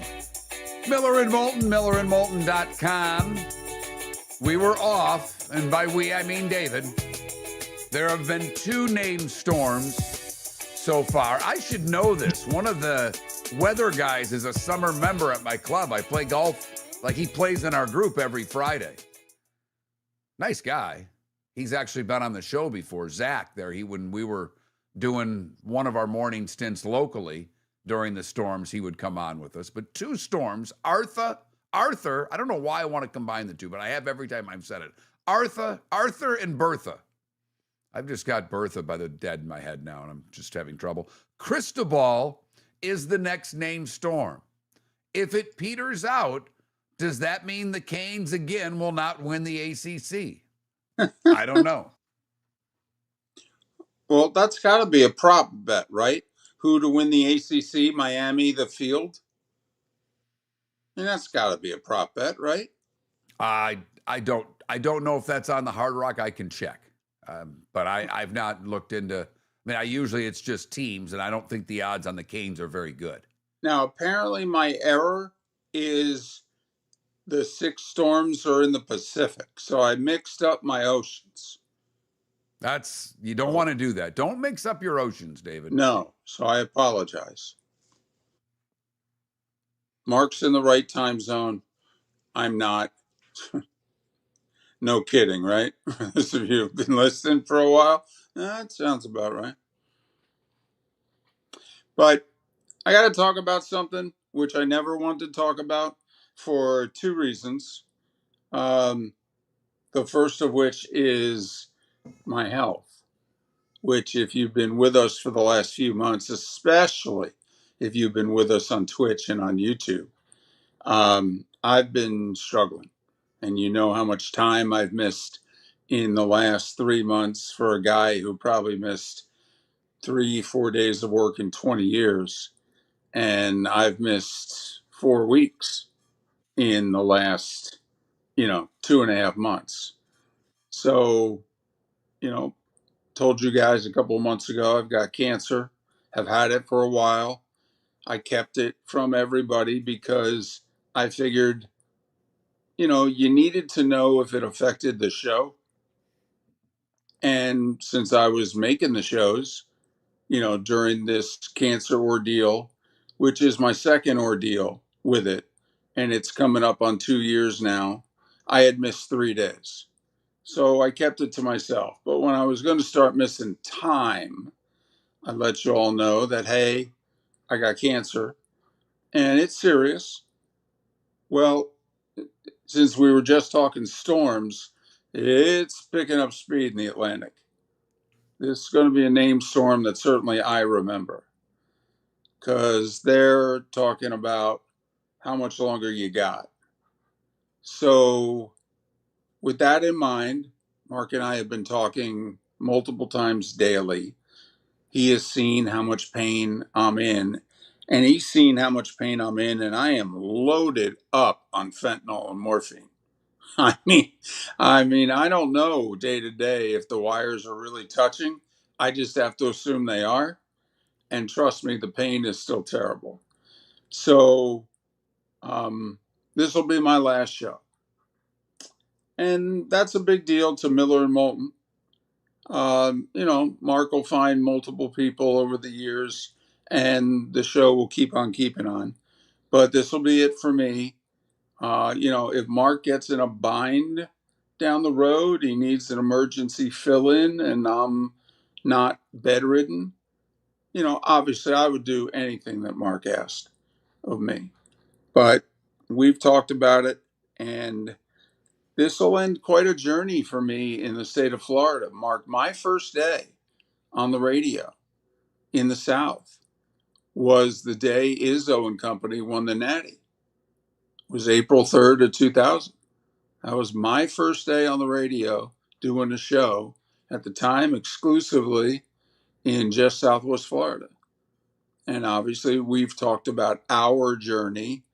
We got together 20 years and 2 weeks ago to the day. But, I wanted to do this show until retirement, but I didn't think retirement was going to be forced at 60. So I'll miss you. You have no idea. And I'll miss Mark. You have no idea. So there you go. That's it for me. And I wish it wasn't. So, Well, none of us do. Was very nervous that this day was going to come a lot sooner than later, because as David said, and all of you who watch on YouTube and Twitch have been well aware that David's not been the same for a while. For the longest time, David was the one that entertained you during the commercial breaks. David hasn't been able to sit through a commercial break in several months. So I think you all had an idea that things were not the same. David has done a hell of a job of not letting on just how bad it's been. And hell, even with me for the longest time. And, this is a very sad day. We've done 20 years. What you did, how long before you started radio in Southwest Florida? Because you did 2000, but you were down here slightly before that when you worked with ABC, right? Yeah, I was in Fargo for 5 years and did radio for 4 of it. And I was a fill-in radio guy. And I even filled in for, who was the longtime voice of the Red Sox who got unceremoniously fired like 5-7 years ago, and then he got the job in San Diego. I actually filled in for him doing Binghamton Mets games in the early 90s. So, and I was a fill-in talk show host in Binghamton, but full-time, probably since 95, while still doing television for another 9 years. But you moved to Florida when? November of 99, and it was 5 months later that Michigan State won their Natty, and I did a talk show. So, obviously, in the Southwest Florida market for over a quarter century, and all three forms of media. David did television with ABC7 for a while. He obviously has been doing this show for 20 years with me and did it for a while before we joined forces, and wrote for both papers when they were actually separately owned. Which, once again, this is a public service announcement on the behalf of Miller and Moulton. Think about what Mark just said. I had to work in all three forms of media to pay my bills. Okay? All three forms of media for years at the same time. So if you are thinking about getting into radio, TV, or print, don't. And Okay? mainly if your children are, because we know you're not. If your Right. kids ever, and we have, David, no kidding, how many young people over the course of a quarter century have you and I told, because we've had listeners, hey, my kid wants to get into this. Can they come in and see? And we've let them all in. We've let them sit for a segment. We've hung out with them. We've talked to, I would say, a few dozen over the quarter century. And we tell them all, Don't. do something else. Yeah. And Mark was right there. I go so far as to say, guess how much I make? Guess how much I make? And they guess, and I laugh. I go, if I made that much money, I go, there'd be food here for you when you came today. So certainly the end of an era. Miller and Moulton will be no more. I'll keep the name of the show for a while until I figure out what the hell's going to go on. In the meantime, Trent's going to help out 4 days a week. I've got an idea what I'm doing on Tuesday, but obviously it will never be the same. Miller and Moulton, millerandmoulton.com. Fantasy football season is here, and there's only one place to get the edge. Join Miller and Moulton for the Fantasy Football Summit with Dr. Roto at Shoeless Joe's Sports Cafe, Tuesday, August 11th, 7 p.m. Get championship-winning draft strategies, sleeper picks, busts to avoid, and answers to all your fantasy questions from one of the nation's top experts, Dr. Roto. Whether you're playing for bragging rights or big money, don't draft without this event. Tuesday, August 11th, the Fantasy Football Summit at Shoeless Joe's with Dr. Roto. Sign up, millerandmoulton.com. Floormeisters just doesn't sell Cortec and carpet. They also sell a lot of wood. And what better time than now to stop in and see the nice folks at Floormeisters for some new hardwood for your home. With white oak wood starting at $4.99 a square foot, that makes it affordable for everyone. With 10 colors to choose from, they have a color for everyone. So stop in, 6281 Naples Boulevard, right next to Costco, or go to the web. It's floormeisters.com. Floormeisters.com. Floormeisters, just keeping it real. Your roof is your home's first line of defense. At Pelican Roofing of Florida, Ronnie, John, and their team bring years of experience to protect what matters most, your family and your business. From residential repairs to large-scale commercial roofing, we deliver honest work, fair pricing, and quality you can trust. An upgrade on your roof can lower your insurance costs. Don't wait for a leak to turn into a disaster. Call the experts at Pelican Roofing today. 1-866-9-PELICAN. That's 1-866-9-PELICAN. Online at pelicanroofingcompany.com. CCC 1332512. Cape Coral Police Department is growing, and they want you to be a part of it. They're hiring new officers. Starting pay is between $74,000 and $90,000, depending on your experience. And with a $10,000 hiring bonus, you can be making $100,000. Enjoy paid holidays, off-duty details, plenty of OT opportunities. They're also hiring dispatchers and professional staff. So go to capecops.com. capecops.com. Be brave, be best, be Cape. This is Miller and Moulton.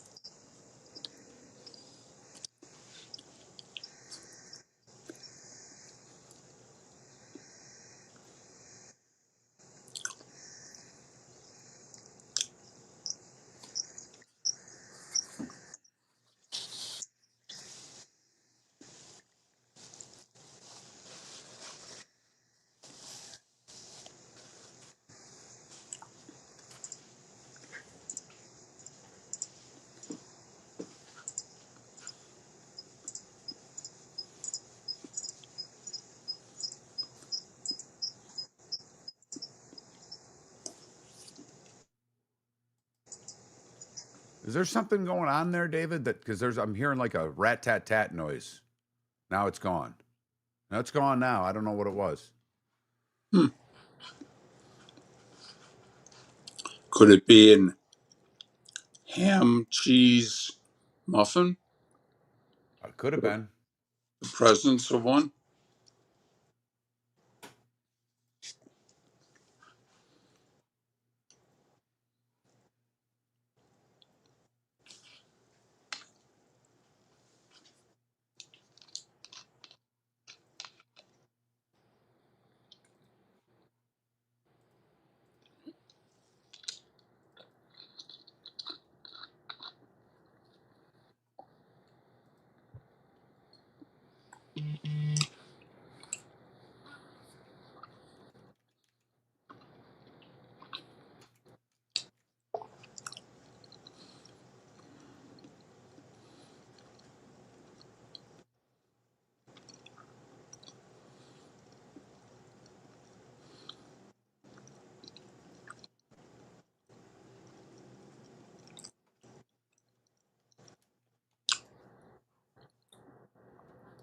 Yeah, but believe it or not, I'm losing my taste.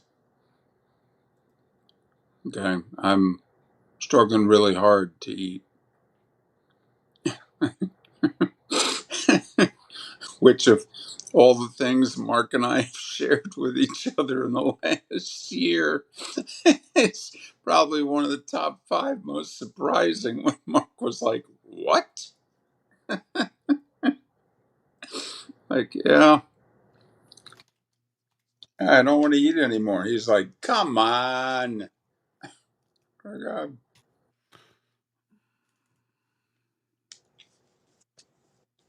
I've lost over 60 pounds in 10 months.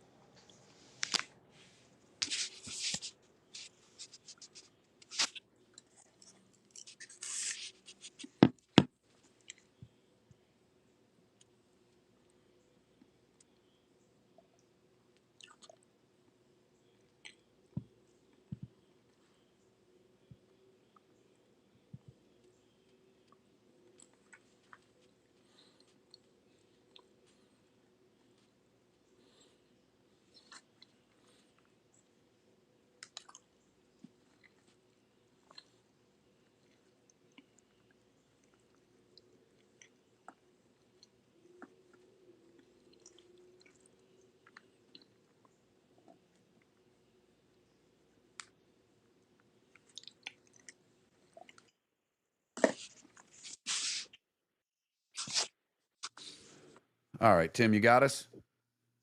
Yep. Okay, good.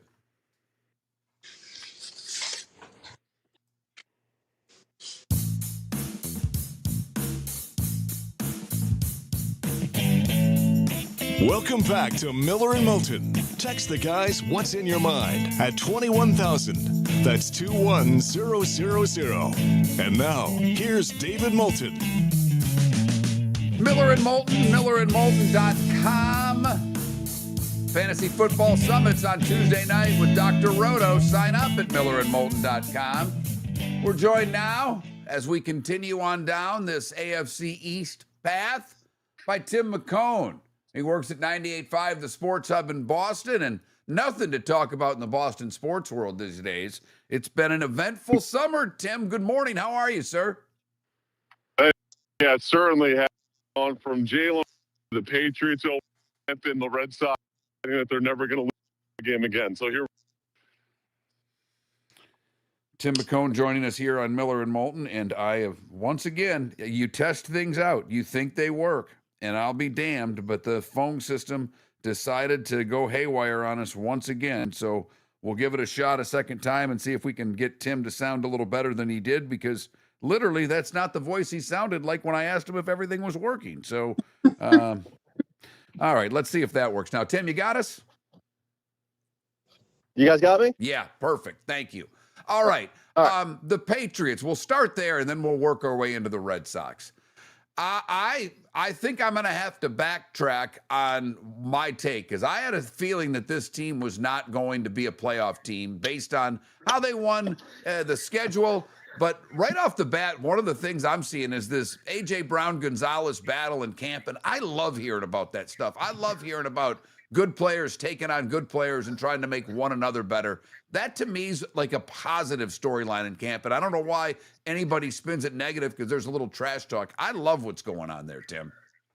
No, it's definitely what Mike Vrabel's looking for, competition. That's something that they've stressed since this coaching staff has taken over. And the really interesting thing about that battle that you bring up is the fact that Christian Gonzalez is a player that's looking for a new deal.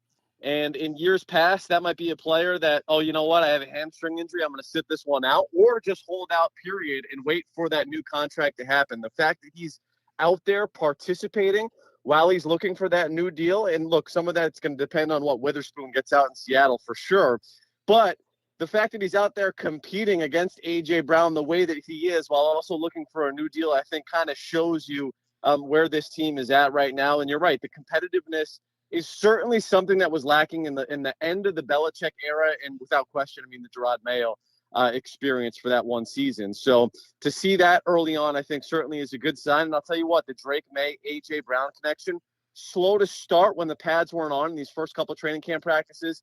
They've really come on of late and have looked apart in what you would expect after you go up a first-round pick for a wide receiver. Well, and you got to figure that A.J. Brown's not going to be a problem for at least 2 years. And then he'll probably want one more contract.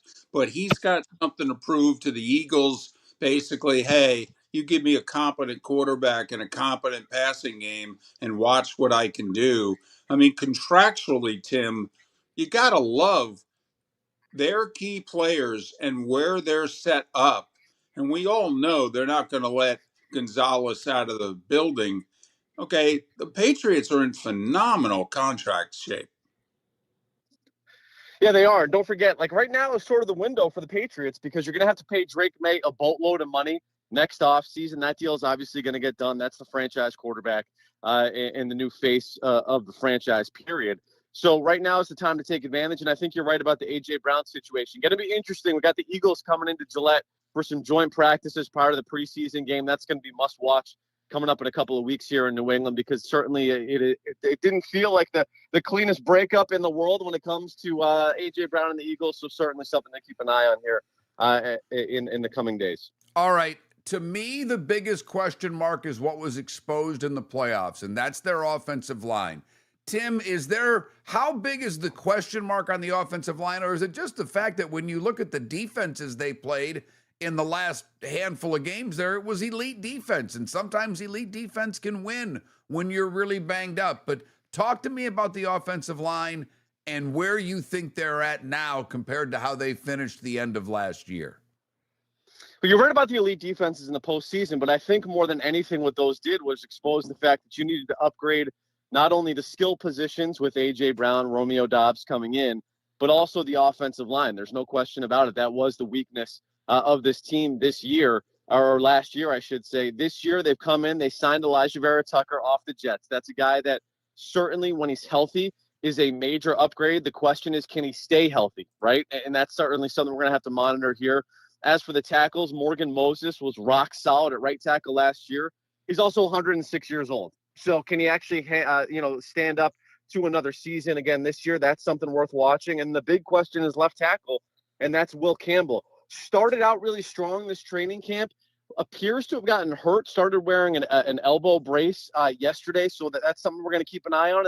And then they drafted another tackle in the first round in Caleb Lomu. He's struggled during this training camp, so while you would think that you brought in a guy that you could kind of plug and play, and if someone were to go down, I'm not sure necessarily where that's going to wind up.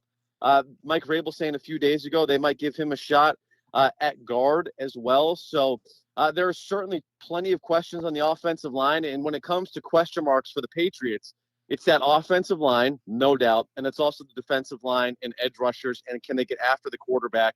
They brought in Draymond Jones from Baltimore. Harold Landry has yet to practice. He's still on PUP. That's a big question mark where he's at with that knee injury.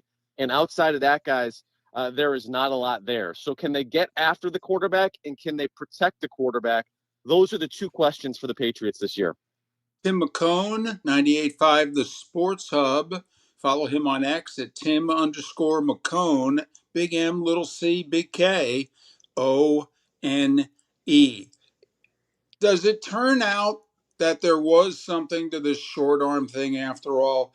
Or is it just that right now, once the guy gets hurt, he can't perform? Because, there were a lot of us that around week 10 or so last year thought, he's banged up. And now you're telling me he's banged up again in camp. Do we think it's short arms, or do we think it's a short stay until the injured list? Well, you want to get on Will Campbell's bad side, you bring up the short arms, right? Because that's certainly something he's heard Right. since the minute he got drafted. The knee injury last year absolutely affected him. I think the question right now is, does he make that year 2 leap? He was a solid tackle prior to that injury last year. The elbow injury is certainly something that's different. We'll see if he makes that year 2 jump, but I think there's a lot of questions on the position as a whole for him. Does it go back to the short arms? Potentially. I think we'll have to see kind of what this looks like in season. It does appear that injury that kind of held him back last year, he's back to 100%, worked hard to get there. So we'll see kind of what it looks like. But I think the evaluation in terms of, do those short arms actually play a factor, is we're still in sort of a wait and see mode with him. All right. I love the running backs on this team. And David and I, for a year, I think, have been saying we're waiting for Henderson to end up being the guy. Is this going to still be a, kind of a 1A, 1B thing? Or do you see a point where Henderson takes over? When you see the running backs, how do you see this playing out over the course of the season? Yeah, I mean, when you talk about sort of a home run hitter, Travion Henderson is the definition of it, right? And he had plenty of moments in his rookie year where he just takes a handoff for 60 yards and he's gone and no one touches him.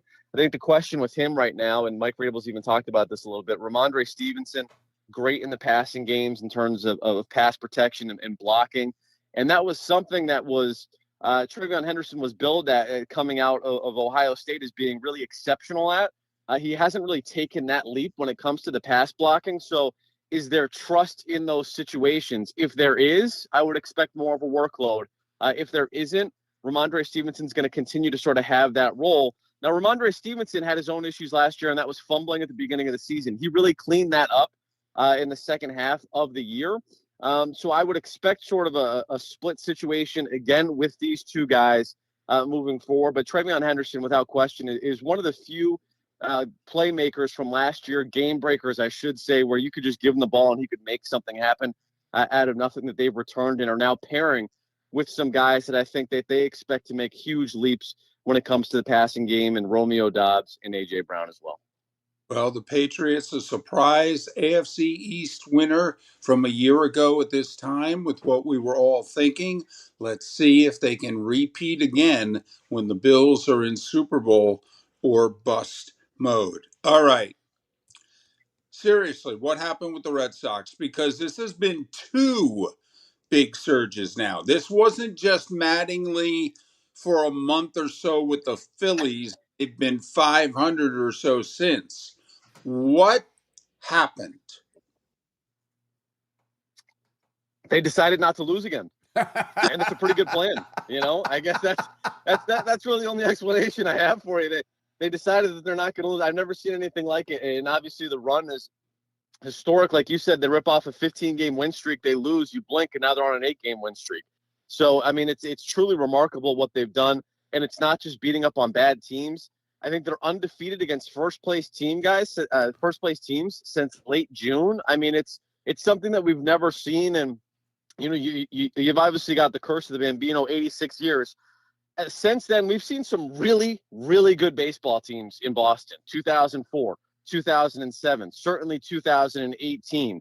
When you talk about teams that were just racking up huge win totals in the regular season, and still I've never seen a run that they've gone on like they have over the last month plus. It is truly remarkable. And what's crazy about it, too, is there was no signs of this happening. It was not a team that's suddenly relying on the stars that you anticipated them relying on at the start of the season with that Garrett Crochet, Roman Anthony. No, it's the pitching staff It's the pitching staff that's been great so far this year, and then some utility players and some role players stepping up and really performing. Well, I mean, they set a record for wins in July. They've been playing baseball a little while in Boston. And, it was funny because they started out the second half against the Rays. And David and I kind of argued of who was more important for it. He's like, oh, it's way bigger for the Red Sox. I'm like, I think this is big for the Rays. With what's going on, I mean, this division's still in play now. I mean, they're a half game behind the Yankees. They've got another series with the Rays before the end of the season. And to your point, good teams don't bother them. The American League's a bunch of junk, but when they've played any of these good teams, they've pounded them. Do you think the division is viable, and does it even matter? Because obviously it's getting hot and staying hot, but man, oh man, what they're doing right now is unprecedented. It really is. And what's remarkable about it, too, is they've played themselves into a situation where I don't think anyone thinks this is sustainable, because it's not, because we've never seen it before. But they put themselves in a position where even if they play sort of 500 baseball the rest of the way, they're still a playoff team. I don't think they're just going to play 500 baseball. I do think the division, and it's crazy because, guys, we have taken 100 calls at the start of the season minimum about Craig Breslow needs to lose his job. I know they fired Alex Cora, but Craig Breslow needs to go. And now this team looks like it's poised to make a deep, deep run in the postseason.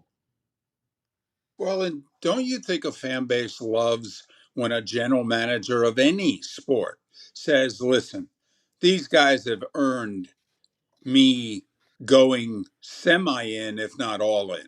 Okay, for them to go 15 in a row, 23-1, I mean, I got to make some deals and show them that we're paying attention.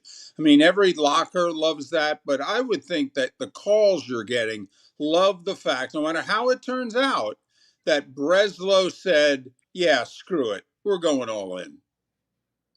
Oh, yeah. I mean, nationally, the Red Sox, I wouldn't say panned, but there's a lot of people saying nationally that they overpaid on a lot of these deals that Craig Breslow got done. And I think to some extent that's true. What I would say, though, is that the Red Sox fan base and probably the locker room, too, is energized because the simple fact is that since Dave Dombrowski left Boston, they've had GMs and CBOs that really stress longevity, farm systems, sustainability. And they really haven't been a team that sort of pushes the chips in the middle of the table. Unlike the Theo years, when this thing was really rolling, they have not been super aggressive. It's all about the farm system, letting prospects develop, having them come up. That really hasn't panned out, which is the wild thing for the Boston Red Sox. They want to be like the Tampa Bay Rays. They just haven't figured out how to do that. And this trade deadline felt like they were pivoting back to an aggressive, big market team that wants to win now. So I think the fan base is really excited because, like you said, it's a team that's deserved and played themselves into a position where you should be investing in them. And the Red Sox went out and did that. We'll see when Adley Rutschman can actually come back. It sounds like he's going to start a rehab assignment sooner rather than later. And when you add him behind the plate and start to see maybe Roman Anthony come back in a few weeks as well, and this lineup continues to get lengthened, I think you pair that with the starting pitching, which has really been the backbone of the success for the Red Sox throughout the whole season. I think you've got potentially something special. He's Tim McKone, 98.5 The Sports Hub in Boston. He's been great to us for quite a while, breaking down the Pats preseason and the Red Sox remarkable season. Enjoy the rest of the summer, Tim. We'll catch up early in the NFL season, I'm sure. Awesome. Sounds good, guys. Thanks again. Tim McKone, 98.5 The Sports Hub in Boston, joining us here on Miller and Moulton. He's in the on-deck circle from training camp. Pat Kirwan to talk all things NFL next. Miller and Moulton, millerandmoulton.com. Fantasy football season is here, and there's only one place to get the edge. Join Miller and Moulton for the Fantasy Football Summit with Dr. Roto at Shoeless Joe's Sports Cafe, Tuesday, August 11th, 7 p.m. Get championship-winning draft strategies, sleeper picks, busts to avoid, and answers to all your fantasy questions from one of the nation's top experts, Dr. Roto. Whether you're playing for bragging rights or big money, don't draft without this event. Tuesday, August 11th, the Fantasy Football Summit at Shoeless Joe's with Dr. Roto. Sign up, Miller and Moulton, Moulton.com. Your roof is your home's first line of defense. At Pelican Roofing of Florida, Ronnie John and their team bring years of experience to protect what matters most, your family and your business. From residential repairs to large-scale commercial roofing, we deliver honest work, fair pricing, and quality you can trust. An upgrade on your roof can lower your insurance costs. Don't wait for a leak to turn into a disaster. Call the experts at Pelican Roofing today. 1-866-9-PELICAN. That's 1-866-9-PELICAN. Online at PelicanRoofingCompany.com. CCC 1332512. Cape Coral Police Department is growing and they want you to be a part of it. They're hiring new officers. Starting pay is between $74,000 and $90,000 depending on your experience. And with a $10,000 hiring bonus, you could be making $100,000. Enjoy paid holidays, off-duty details, plenty of OT opportunities. They're also hiring dispatchers and professional staff. So go to capecops.com. capecops.com. Be brave, be best, be Cape. Mark Miller for Sleep Treatment Direct. They are helping me with sleep apnea. And by helping me, I mean curing me. No more CPAP machine. No more snoring. No more tossing. No more waking up exhausted. Their expert team got me the right treatment fast and hassle-free. If you want to feel energized and get rid of your snoring, call Sleep Treatment Direct today. 444-1741. That's 239-444-1741. Sleep Treatment Direct. Sleep safe and The sound. Floormeisters just doesn't sell Cortec and carpet. They also sell a lot of wood. And what better time than now to stop in and see the nice folks at Floormeisters for some new hardwood for your home. With white oak wood starting at $4.99 a square foot, that makes it affordable for everyone. With 10 colors to choose from, they have a color for everyone. So stop in, 6281 Naples Boulevard, right next to Costco, or go to the web. It's floormeisters.com. Floormeisters.com. Floormeisters, just keeping it real. If you're a business who targets men, please know there is no better and more economical way to reach your target audience than us at Miller & Moulton. So let us help you make money. You can reach out to Mark at that Mark Miller or me at the David Moulton on X or text us at 21,000. We have a proven product, a good reputation, and lots of quality segments that we can attach your company's name to. Miller & Moulton, we're like that old pizza box. You've had the rest, now try the best. Miller & Moulton, MillerandMoulton.com. This is Miller and Moulton. Morning, Pat. Good morning, fellas. How are you? We're doing. Yeah, talking baseball. Hey, we did Patriots for 7 minutes before that. You just caught it at the end. Actually, we did it for like 9 to 10. So. And does he like the Patriots this year? Yeah, he said same thing you did. He was worried about both lines of scrimmage. Well, they're pretty good, but I don't think they're as good as Buffalo. That was David's last question to me on Wednesday. You know who I had fun with yesterday and I didn't even know him was Todd Monken. I had a great conversation with that guy. It's always impressive to me when a guy who waits his whole career, and he climbed out a Division III player, Wheaton, Illinois, all the way to the top, and now he's the head coach of a rough place. Well, but here's something that needs to be said out loud as to how bad that roster was. Because the two-time coach of the year was coaching it. He was the OC, and Schwartz was the DC. Okay? Yeah. And they weren't going to win 8 games if we played 30 seasons in a row with that roster. I mean, that roster. Oh, absolutely on your side on that one. It's terrible. Absolutely sucks. And when the dust settles on Labor Day, there's going to be about 25 guys on this team from last year. Now you think about that's more than an overhaul. That's an admission of how bad it was. Well, Pittsburgh today, and then 2 days here in Pittsburgh, and then off to Baltimore, and then out to Kansas City. I'll be interested to really take a good look at Kansas City's roster. I'm with you. That's we kind of went through the league to start the hour, Pat, and there are 5 teams in the AFC that we say have no shot to make the playoffs: Tennessee, Cleveland, the Jets, the Dolphins, and the Raiders. In the NFC, we have 2.5, maybe 3. Arizona, the Giants, and I'm not sure about Washington yet. Like, I don't like the roster, but I haven't dug down far enough. You probably know. I mean, I know you know more than I do there, but that's the one, that's my question mark. But we've talked about it forever. I mean, I don't think the South's any good, but someone's going to win, and I've got no idea who. I'm getting closer to ruling Atlanta out, but I can't.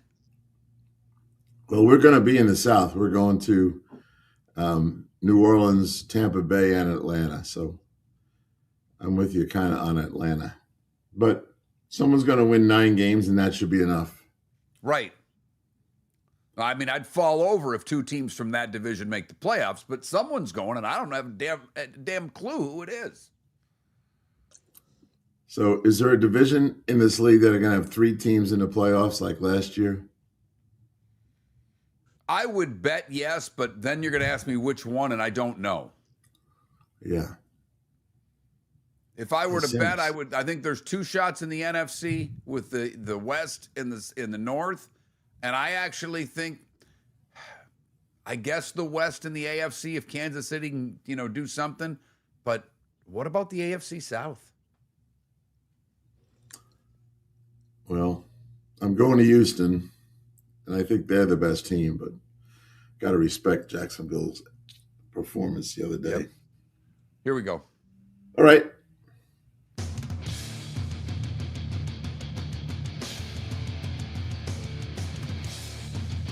You're listening to Miller and Moulton, coming at you from the Floor Meister Studios. Floor Meisters, keeping it real.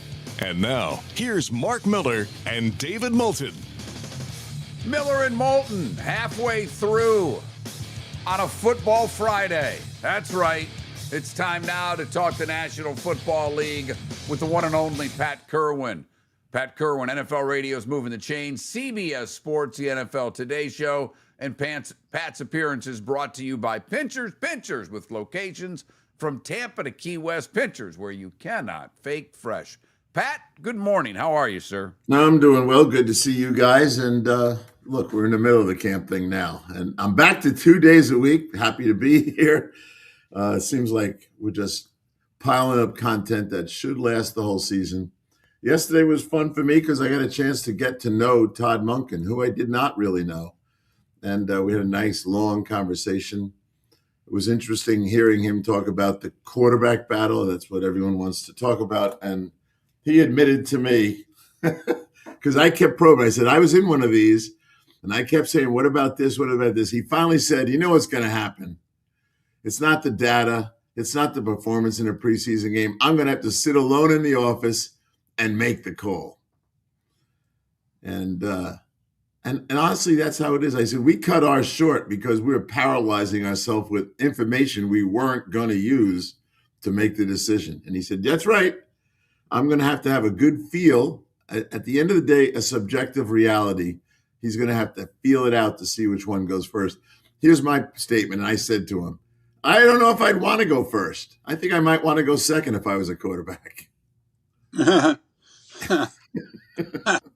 If you know what I mean. Well, what's the adage is you don't want to be the guy that replaces the guy. Okay. Right. In this case, the guy was terrible, and likely the next guy's terrible too. So you want to wait so that you actually look like the best quarterback they've seen in a few years. And isn't that what happened to Shador last year? He didn't play that well, but he went last. And by the time he went, they were thinking that looks pretty good. So my opinion would be that Watson should go first. And maybe he does enough that someone wants him. Who knows? But he looked better to me in the sense of tempo of the offense. He can get in and out of the huddle. He can change plays. The other kid's still learning all that stuff. And Todd said Shador has a long way to go to be where Watson is on knowledge of the game, knowledge of defenses, and just how to handle himself in the huddle and get in and out of plays. There's not a coach I know that wants to just say, the play I call in the huddle is the only one we're running, because they know things change when you get to the line of scrimmage. All right. On Cleveland, though, we had a texter when David and I went through a little exercise and ruled teams out already. Cleveland was one of the teams that we say has zero chance to make the postseason. We got pushed back, and I don't know if it was a Browns fan, probably was. They've got a sneaky good roster. Pat, just tell me what your thoughts are. If you were to rank rosters, this to me is past a bottom third. This is a bottom 5-6 roster in the league. Am I off base there? Well, let's start with, are they a playoff candidate? And my answer would be no. So I agree totally with you guys. Do I think they can punch a team in the mouth maybe late in the year? Yeah.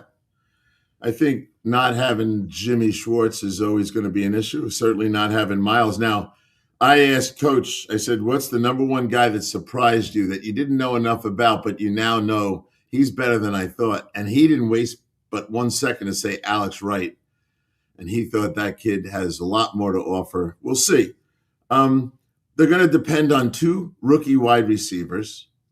There's another reason to have a veteran quarterback, to get those guys on target and understand what they're doing. They're going to be pretty good at the running back spot.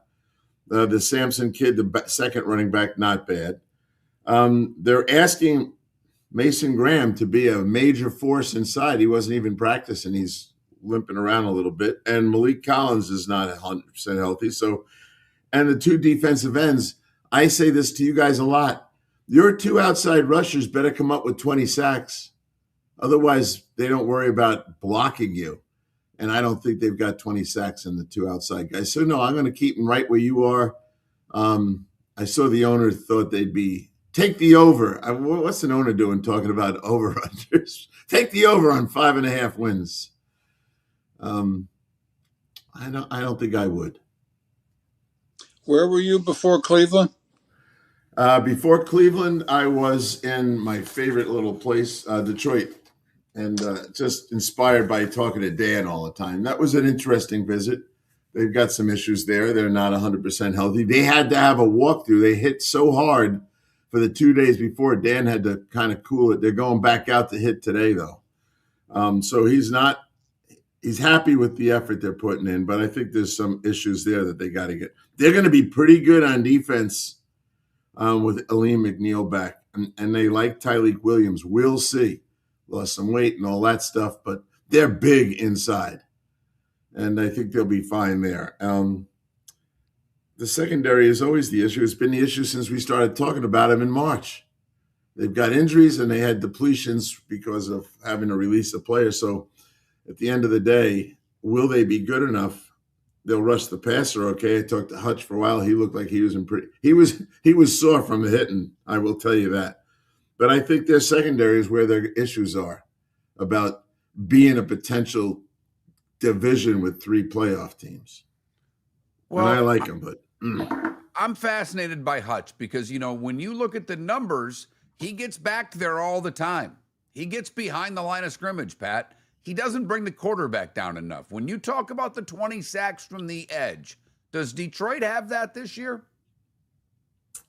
I think Hutch is a double-digit 10-sack guy, but I don't think he's a 15-sack guy. The guy on the other side, I don't think. I think they might be short on the 20. Well, then how are they going to be able to get it done in that division? I mean, is it simply going to be, once again, the Lions have to score 30? I think the Lions are kind of in the world of the Bengals and maybe the Cowboys. And we know that those teams that I mentioned just now didn't make it. But I do think that Detroit can outscore people. And I think Dallas can outscore people at times. And I do think the same thing in Cincinnati. I'm not buying that Cincinnati's defense is ready to live up to their end of the bargain. And we kind of watered down the standard. Oh, yeah, if they get to 20. No, you got to be able to do more than that. So I worry a little bit in Detroit about overusing Gibbs. He has been a guy that's had a partner, and they're going to think Pacheco is going to be that guy. And if he is, then they're okay. But I think they're really excited about how much they want to do with Jameer. All right. I know you're heading to Baltimore. You're at Baltimore now, right, Pat? I'm in Pittsburgh. Baltimore, you're in Pittsburgh. I'll be there Sunday. All right. Let me give you one more Detroit question, because Dan called the plays last year. That didn't work. What are you seeing from an offensive standpoint? I'm kind of remembering your talk about Buffalo earlier this week, how ready they were. And I know it was just a walkthrough, so you weren't seeing live bodies flying around. But offensively, are they ready for the changes they had to make? Well, Goff said all the right things about Petzing and what he likes about him. And I think Goff's at the point in his career that he has a big influence on the offense. So for an OC like Drew, he's out there with a quarterback that's managed this whole thing before. He's got ridiculously good weapons around him. They are interestingly excited about the offensive line. It's been in reconstruction for a while now. They like Tate Rutledge in there. I mean, the big question is Blake Miller, the rookie, who's going to be the right tackle. But they're fine with Mahogany. It was interesting talking to Hutch about going every day against Sewell, because now he's flipped over a lot more and rushing against Sewell in practice and can probably going to bounce. He told me, I'm working on being able to line up wherever I want to line up. So it sounds to me like they're going to fit him against a weak link, which is how Bruce Smith handled a lot of his career. He moved all over the place. So if the line, and I do like the kid they took from Carolina, Cade Mays, the center, he's going to win the battle against Juice Scruggs. Juice is going to be a backup, in my opinion, when it's all said and done. And they like Miles Frazier. I like Miles Frazier when I had him at the Senior Bowl, and he's going to be utility backup as well. So, and Larry Borum will be the backup tackle. They're not bad in the backup here. They put a lot of veterans on this roster in backup roles, which is kind of how Buffalo does stuff. They buy a lot of older guys and put them into backup roles. They know they're not going to get a lot of reps, but come November, December, they got to play because of injuries. And that's looking like what Detroit did. Got about a couple minutes left before we break. Do we think the Lions have reopened their window in the last year or so? Or do we think that, when you look at this, 8-9 with a strong finish of 7-2, I believe, and then the playoff year where they almost went to the Super Bowl, number 1 seed, where they should have gone farther. Okay, last year 9-8, they missed it. I mean, they're trending in the wrong direction. Do we think their window's still open? I do, and I'll tell you a couple of reasons why. And number one, I think Chicago's got a tougher schedule when you win the division, and I don't know if they're ready for all of that. We'll see. Green Bay is kind of blurred into the same world Detroit's in. You look at them and they're 9-8, and they're there, but they're not there. They're not dominating anymore. Minnesota, I think, is a little better than people think, but I think the division, I think people are going to catch up to Chicago, and I think Detroit could be one of them to do it. So do I think you go far in the playoffs off what I just described? Probably not. But I do think they could stay in this race all the way to the end. And I do think, and I thought the attitude of the players, I spent a lot of time with them. They gave us everybody. It was great having a non-practice day when it came to interviews. Everybody felt like doing it. No one was tired at practice. So I do think they're going to stick around in the race and be part of it right to the end. And I'll tell you who impresses me, future head coach Kelvin Shepard. We sat down with Kelvin. That guy is on top of it. He really has a chance. He finished second for the Dolphins job. Yeah. Okay. When you sit down with him, you see why he was that close. And Dan lets his coordinators, I think, now letting the new OC do his job and staying out of that. He's the coach that he manages people, and it's worked thus far. But I do think, I don't know how long the window's open there. They've spent a lot of money on skilled guys. They spent more on Gibbs here yesterday. So we'll see if Detroit can get back on top of what's an incredibly competitive division. He's Pat Kirwan, NFL Radio's Moving the Chain, CBS Sports, the NFL Today Show. More with Pat on the other side, Miller and Moulton. Your roof is your home's first line of defense. At Pelican Roofing of Florida, Ronnie John and their team bring years of experience to protect what matters most, your family and your business. From residential repairs to large-scale commercial roofing, we deliver honest work, fair pricing, and quality you can trust. An upgrade on your roof can lower your insurance costs. Don't wait for a leak to turn into a disaster. Call the experts at Pelican Roofing today. 1-866-9-PELICAN. That's 1-866-9-PELICAN. Online at pelicanroofingcompany.com. CCC 1332512. Floor Meisters just doesn't sell Core-Tech and carpet. They also sell a lot of wood. And what better time than now to stop in and see the nice folks at Floor Meisters for some new hardwood for your home. With white oak wood starting at $4.99 a square foot, that makes it affordable for everyone. With 10 colors to choose from, they have a color for everyone. So stop in, 6281 Naples Boulevard, right next to Costco, or go to the web. It's floormeisters.com.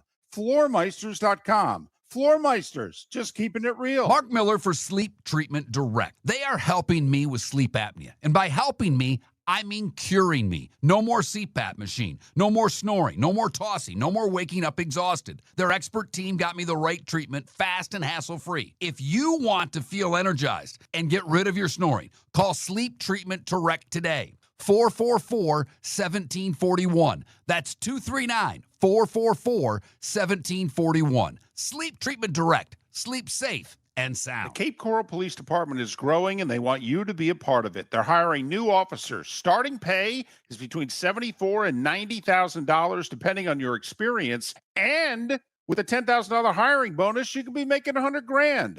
Enjoy paid holidays, off-duty details, plenty of OT opportunities. They're also hiring dispatchers and professional staff. So go to capecops.com. Capecops.com. Be brave, be best, be Cape. This is Miller and Moulton.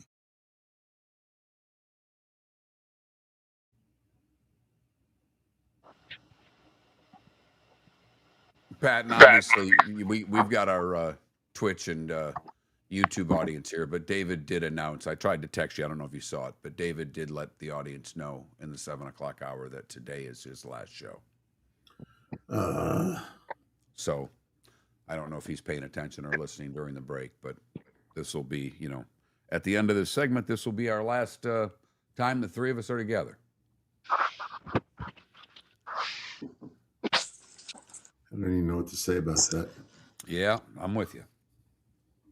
How about F cancer? How about that?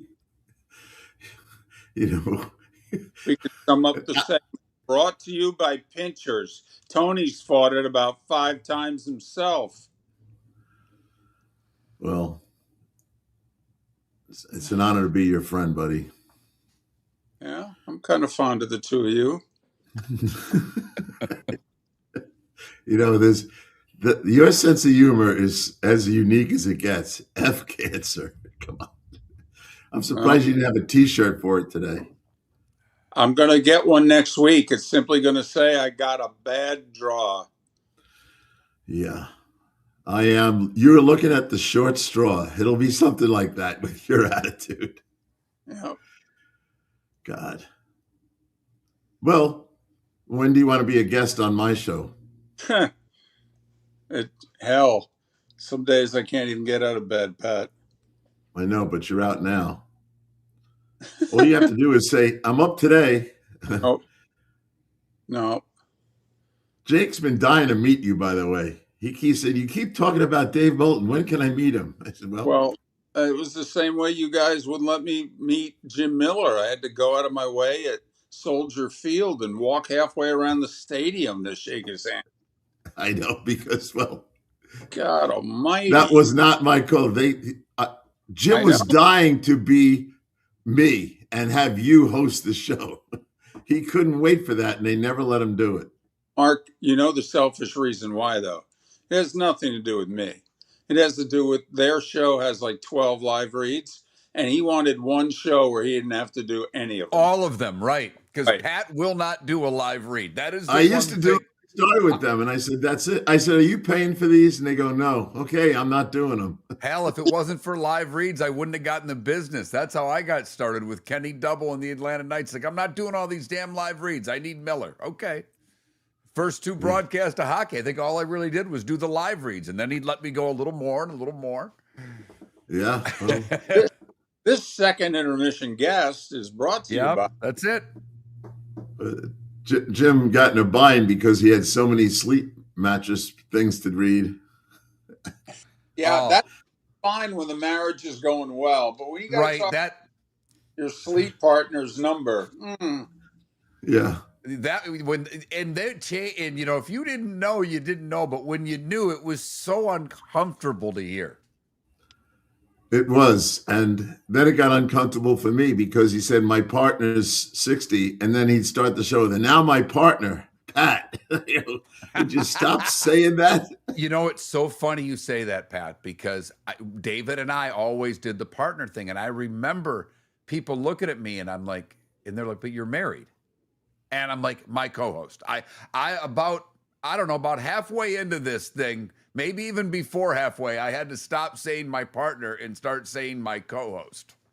For just that, not that there's anything wrong with that, to quote Seinfeld. Well, no. I was just going to say, the last time somebody said something to me about Mark and I and the partner, when he was done, I looked right at him and said, there's nothing wrong with that. All right. Well, done. Has not talked to me since. And I have a bad habit of calling coaches partner. I do. I call most coaches, and hey, partner, how you doing? Like, in my mind, once a coach, always a coach. And I never gave that up. And I find myself saying it. And then I laugh sometimes. And guys will say, what are you laughing at? I said, never mind. I'll tell you that. Too funny. Getting Rogers today. He wants to come on. I couldn't believe it. Who? Oh, really? Awesome. I got Aaron and I got Hayward. He did not come on while it was those contract fights he was having. So we're getting him, those two guys for sure. Welcome back to Miller and Moulton. Text the guys what's in your mind at 21,000. That's 21000. And now, here's David Moulton.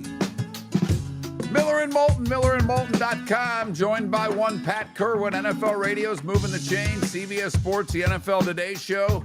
Pat is in Pittsburgh as his training camp travels continue. He did Cleveland, he did Detroit, Buffalo, New England, now in the Steel City.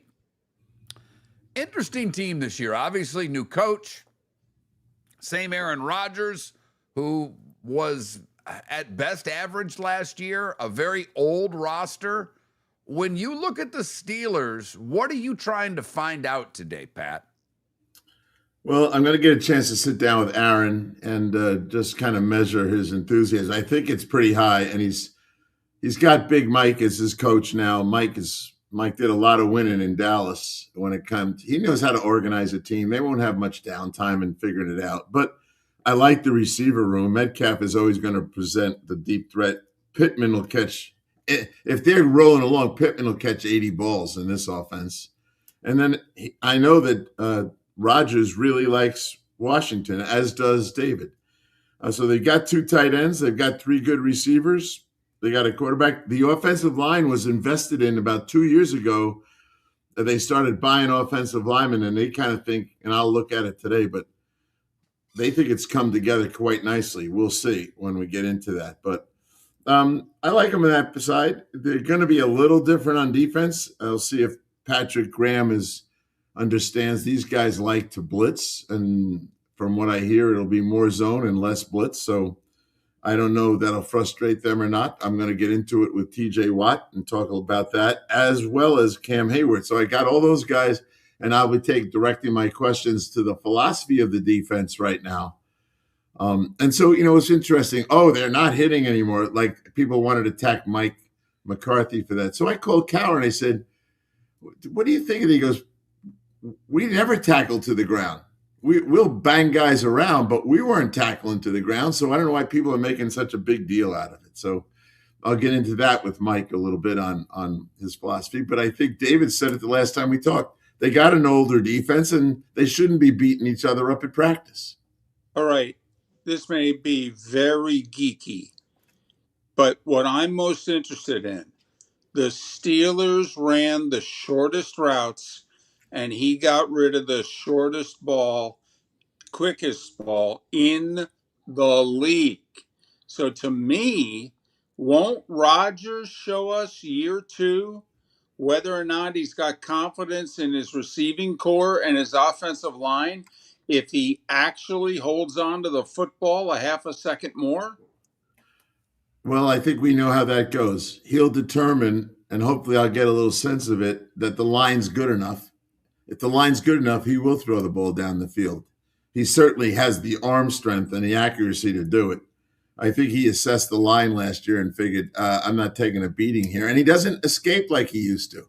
He used to be a problem running with the football. That's not going on anymore for him. So if he assesses the line that they can do it, then I think you'll see some deeper stuff. But I think Pittman's the guy running the dig routes at 10, 12 yards, and he's got to lob a bunch out to Metcalf to keep him legitimate to the opponent. So I am looking at that today. But while talking to you two guys, a storm rolled in here, and it's dark as night right now. It is not. I cannot believe in the last 10 minutes what this turned into. So it looks like a night practice today. All right. That offensive line in Pittsburgh, correct me if I'm wrong, Pat, it's the same 5 guys as last year. So how much better can it be? I don't know, but they brought in other guys to push them along. And if you look in the background, they've got other guys now and a couple of draft picks that they might install. Look, they were not afraid when, what's his name, was it McCormick, Frazier, those guys, they put them right out there.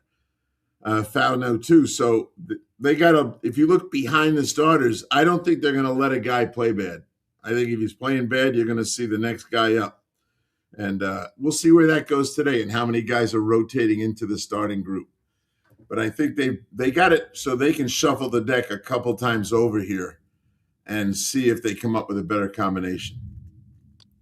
Are the Steelers the team in that division who doesn't have the highest ceiling but has the least amount of question marks? That if you were to look at that division, you'd go, well, I'm pretty confident they're going to win 9, maybe 10.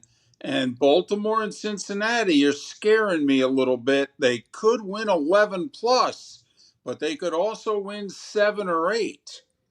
I'm with you on that view of this division and these guys. I think you can look at this. Last year we had this conversation. Steelers were picked to come third in the division, right?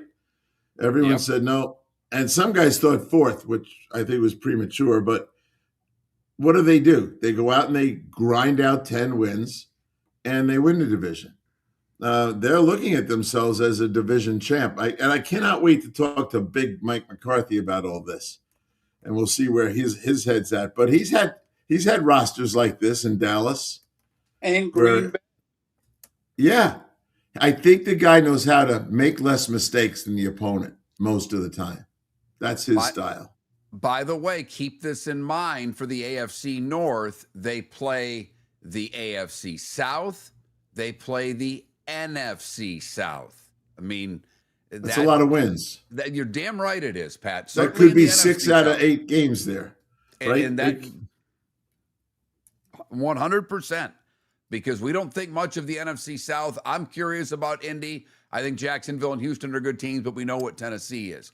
I know we'll get to this next week when you go to Baltimore. But obviously, McCarthy's been there, done that. How much is the change when you go from someone who's, obviously both situations. You have Tomlin and Harbaugh that have been there for a generation. How different is it going to be in Baltimore to you? I think, Mike is a lifelong Pittsburgh guy. He understands what it takes to be a Steeler. It's a very interesting hire considering they never did this before. I think the guy understands what he's got. He's going to play a brand of football that's going to be, we're not going to beat ourselves. And he's going to land up forcing people to take risks that they may not want to take. We'll see. We'll see how it goes. I think they're moving T.J. Watt around a lot more than they have in the past, which I'm all in favor of. I think after a while, you just let the protection keep going to him, and he's getting a block and a chip. He starts. I think I saw him blitz inside 2 times last year, and he was great at it. And I would be looping him from his spot and really breaking down their protection. So if he does that kind of stuff, then I think it's going to help a bunch. But they got a lot of guys. Look, the defense is pretty much intact. They brought a couple of defensive backs in. They're veterans. How many rookies are going to break into this lineup? The rookie fullback, but they won't play the fullback a lot, not with these tight ends. And Bernard, the receiver. And he'll be the third show. But if he's having a hard time, they'll put Wilson back out there, Skoranek, those kind of guys. So it's they should be a team that doesn't make a lot of mistakes. And if they do that, I don't see how I might pick them to win a division again. Pat, about 30 seconds or so. Have you ever seen, and Mark, this applies to you too, because you married into a Pittsburgh family. I've never seen a Yinzer so accepted as Mike McCarthy getting the Steelers job. You would have thought they couldn't find anybody better, a proven winning coach, okay? And he's from Pittsburgh. And yet they were like, oh man, Mike McCarthy? Yeah, well, it's not that they feel like with whether it was Cower or Mike Tomlin and these guys, they didn't even know who they were. And now Cower was a Pittsburgh guy, but they weren't coming with credentials, and they fell in love with him. This doesn't seem right to them. Not tackling at practice doesn't seem right to them. Putting the same offensive line on the field doesn't seem right to them. So you can see how we'll see how they do tomorrow night when we have the scrimmage over there at that Latrobe High School, and there'll be another 10,000. I'll interview as many as I can. We do the show in the first row of the stands. They just walk right up, right in the middle of the show. Hey, Pat, what do you think of our quarter? Well, we're on the air right now. Just hold on.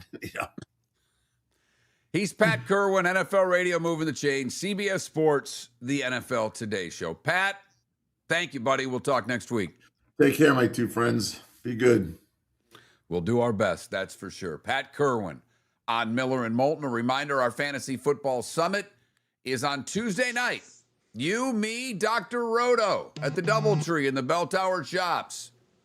Sign up, millerandmoulton.com. The Floormeisters just doesn't sell Cortec and carpet. They also sell a lot of wood. And what better time than now to stop in and see the nice folks at Floormeisters for some new hardwood for your home. With white oak wood starting at $4.99 a square foot, that makes it affordable for everyone. With 10 colors to choose from, they have a color for everyone. So stop in, 6281 Naples Boulevard, right next to Costco, or go to the web. It's floormeisters.com.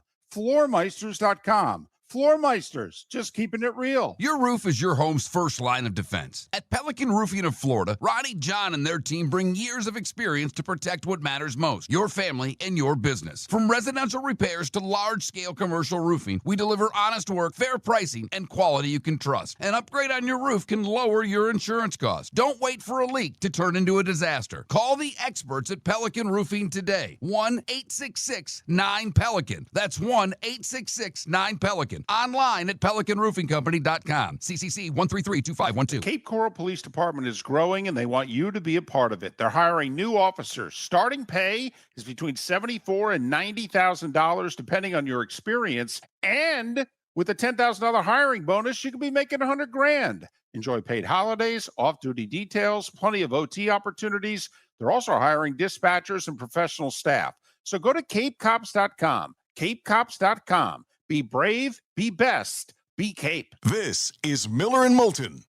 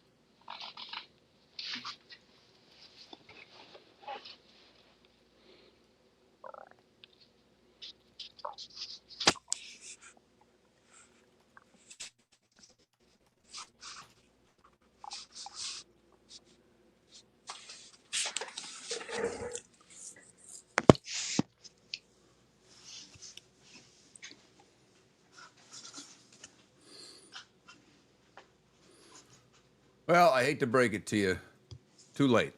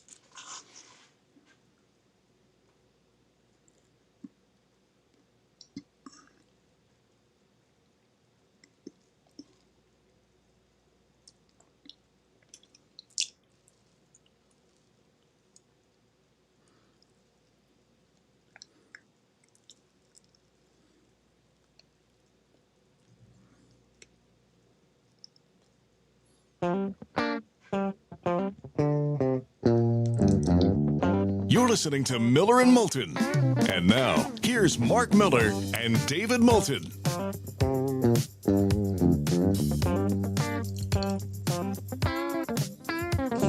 Miller and Moulton, millerandmoulton.com. Thanks so much for listening. Been a hell of a day so far. Pat Kirwan just joined us. Miss any of the show, millerandmoulton.com or anywhere you download your podcast. We talked with Tim McKone, who gave us an update on Patriots training camp and the Red Hot Red Sox, who may end up winning the damn division. This is something. I mean, I think the Rays can hold on. If the Yankees get healthy, who knows? But this is going to be a wild ride in the AL East, to say the very least. And in the rest of the American League, I mean, what do we have? How many teams are just a game back, David? I mean, the Tigers are now a game back of a wild card, and they're there with a bunch of other teams. I mean, when you look at the baseball standings right now, the Twins are a half game back. The Guardians are a half game back. This is of the wild card. The Orioles and Tigers a game back. The Mariners a game and a half back. It's crazy. So the American League is certainly very interesting. And I don't know, David, can you hear me? I don't think for whatever reason David can hear me doing the show right now. So he's there. I see him. But obviously, Pat talking the NFL. And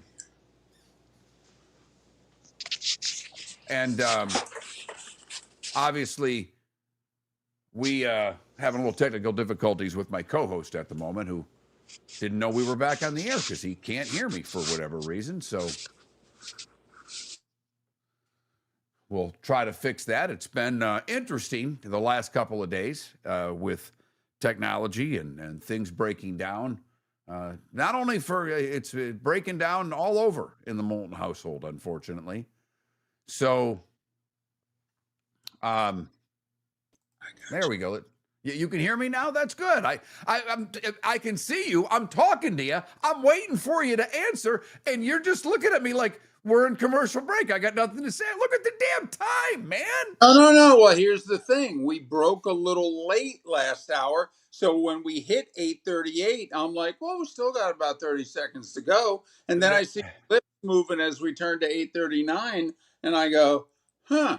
I know I'm supposed to be able to hear him by now. So, Mark, I did engineering/broadcasting 101. I signed off and I signed on. And guess what? It worked to the end.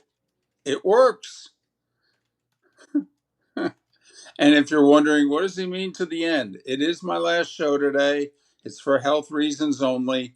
Um, I wanted to do this show for a much longer time because it meant that I was going to be on planet Earth for a much longer time. But they think it's, only going to be a few months. And the pain's awful. But don't worry, I'm drugged up on fentanyl and morphine, and I don't have to get up at 4:30 anymore. But it's a sad day, no doubt about it. 20 years together for us, 26 years together in the South, whether it be Florida, Georgia, Alabama, what have you. And I'll miss all of you. I'll definitely miss Mark, although I have a feeling we may text even more now. I won't bother him for a little while, but once he's see, that's the other way around because I know what's going on. I leave you alone. When you're ready to text, we're going to be there for you. You know that. So I'll just send a text that says "ready for text." ... Perfect. Perfect. So if you're seeing and hearing things as to why it's his last show, it's for the big C. That's who you blame or credit, and it is what it is. I made an announcement last hour. This short announcement here. Probably make another one next hour. Not because of ego, but because the radio audience and the chat audience is always changing, and just want to make sure that the word gets out, and so that you're not totally taken aback in the next week or so when Mark goes, David's not here, and you all go, the hell's he talking about? So there you go. So when I was diagnosed, and David was going through cancer when I was diagnosed, and the reason I announced it on air is because I did not think Moffat was going to let me do a show. And I'm like, I can't leave for 3 weeks and not explain why. And so David and I were joking, and we've got a mutual friend, a little probably closer friend of David's, but he's become pretty close to me, who lost his wife of cancer a while back. Great guy. Actually, his company created our logo for us. He's done stuff for us for damn near 20 years. And not even damn near, for 20 years. And I jokingly was texting with him because he's a foodie like me. And so I had sent him a text and said, hey, any good places to eat near Moffat? And that's all I said. And he's like, WTF. And he immediately called me. He's like, what's going on? And so I told him, and he's like, oh crap. And so because he's kind of been our idea guy, we've bounced ideas. I literally texted the two of them and I said, with what's going on with David and what's going on with me, we're thinking of changing the name of the show to Two Guys on Chemo. And I only say that because this is the way David and I approach life. Right. It is snark 24/7. It's never been an act on this show. We are two sarcastic SOBs that are only children, and it was whether our defense mechanism, boredom, whatever you want to call it. We grew up in very different places, but from the first time we met, and we knew each other, I met David right when he moved down here. I mean, I probably met him within, I would say 10 days of him getting to Southwest Florida because he went to work for ABC7. I'm working for the minor league hockey team in Southwest Florida, and he was covering our game. So he came and introduced himself. And we sat and had beers after games and talked sports, and we have been that way with one another for 25 plus years, and it's not going to end now. I mean, the sarcasm will not stop. That's in fact, when I found out I had cancer, and I knew David did, I told David, and I called our old producer, and the three of us have had a text chain. My first words for John were, "Well, you're next." Because we had a running joke. Now, Mark never got heavy, but occasionally, when somebody's put on about 20 extra pounds, as Dan Patrick would refer to them as beefy. And so Mark, a couple times over the years, would be like, yeah, I gotta drop these 15, 20 pounds. I'm not looking good here. The wife's even looking at me different. All right. But, I was heavy.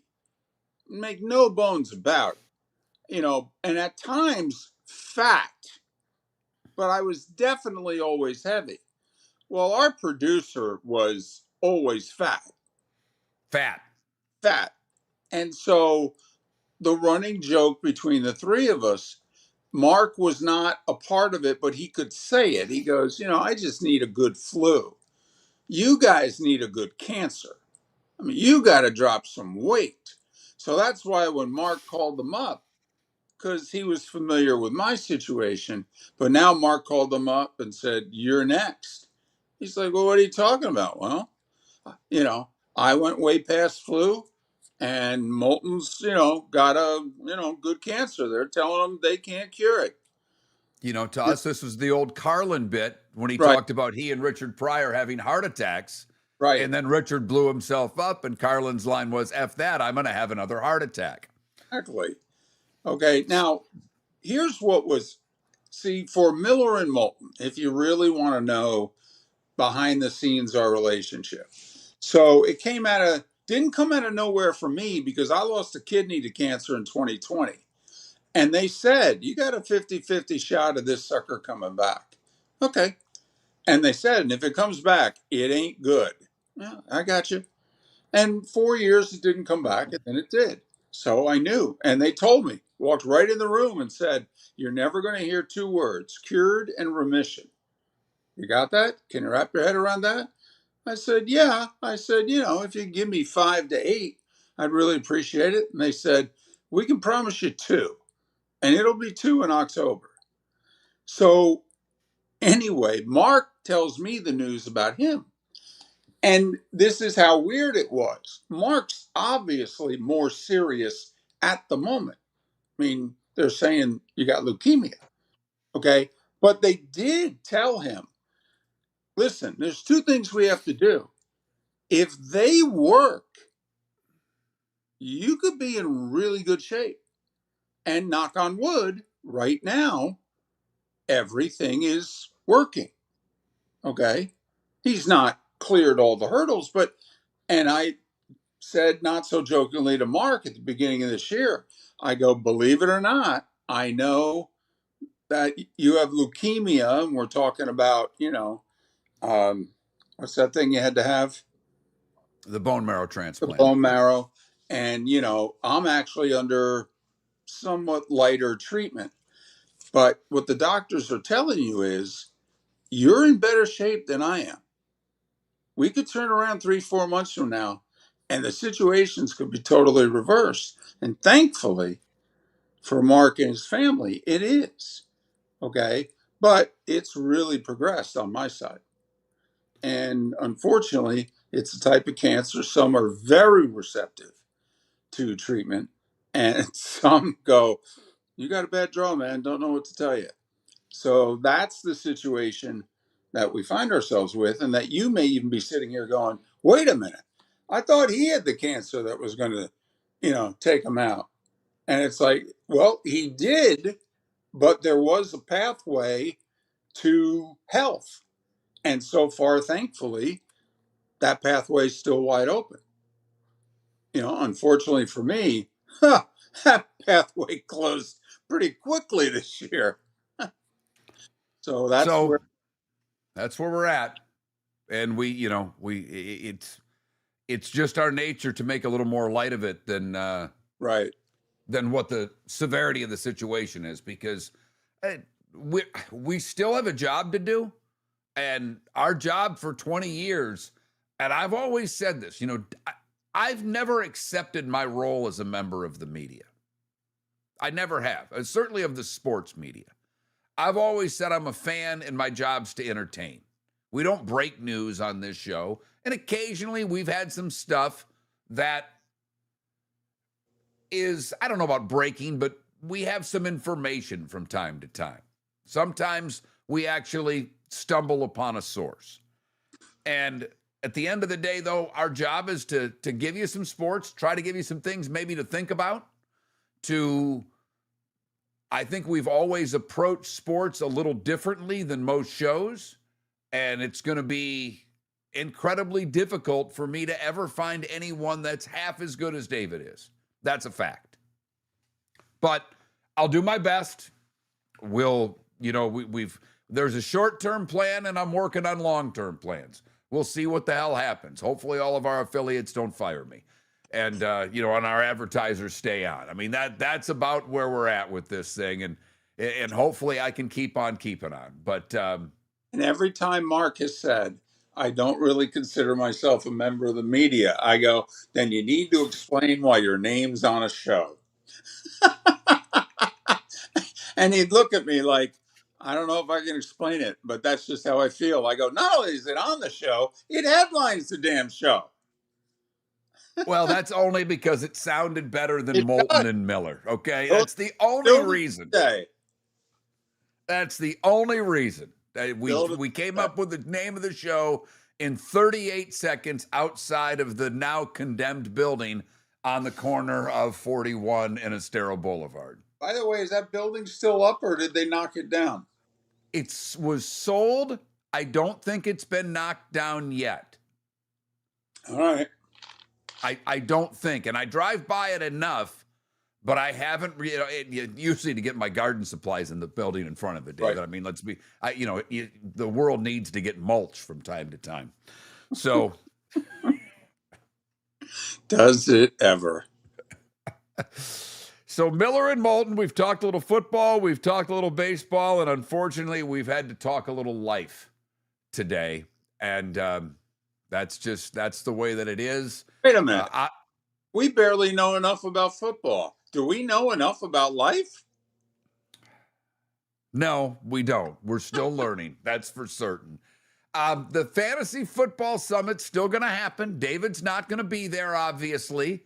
I will. Dr. Roto will. We hope that you will. Would have loved it to have been a last hurrah for the three of us, but that ain't going to happen, kids. But I'll be there. We may, we may force David to zoom in for 30 or so seconds. Who knows? But that's on Tuesday night at the DoubleTree Hotel in the Bell Tower shops. You can sign up, Miller and Moulton, millerandmoulton.com.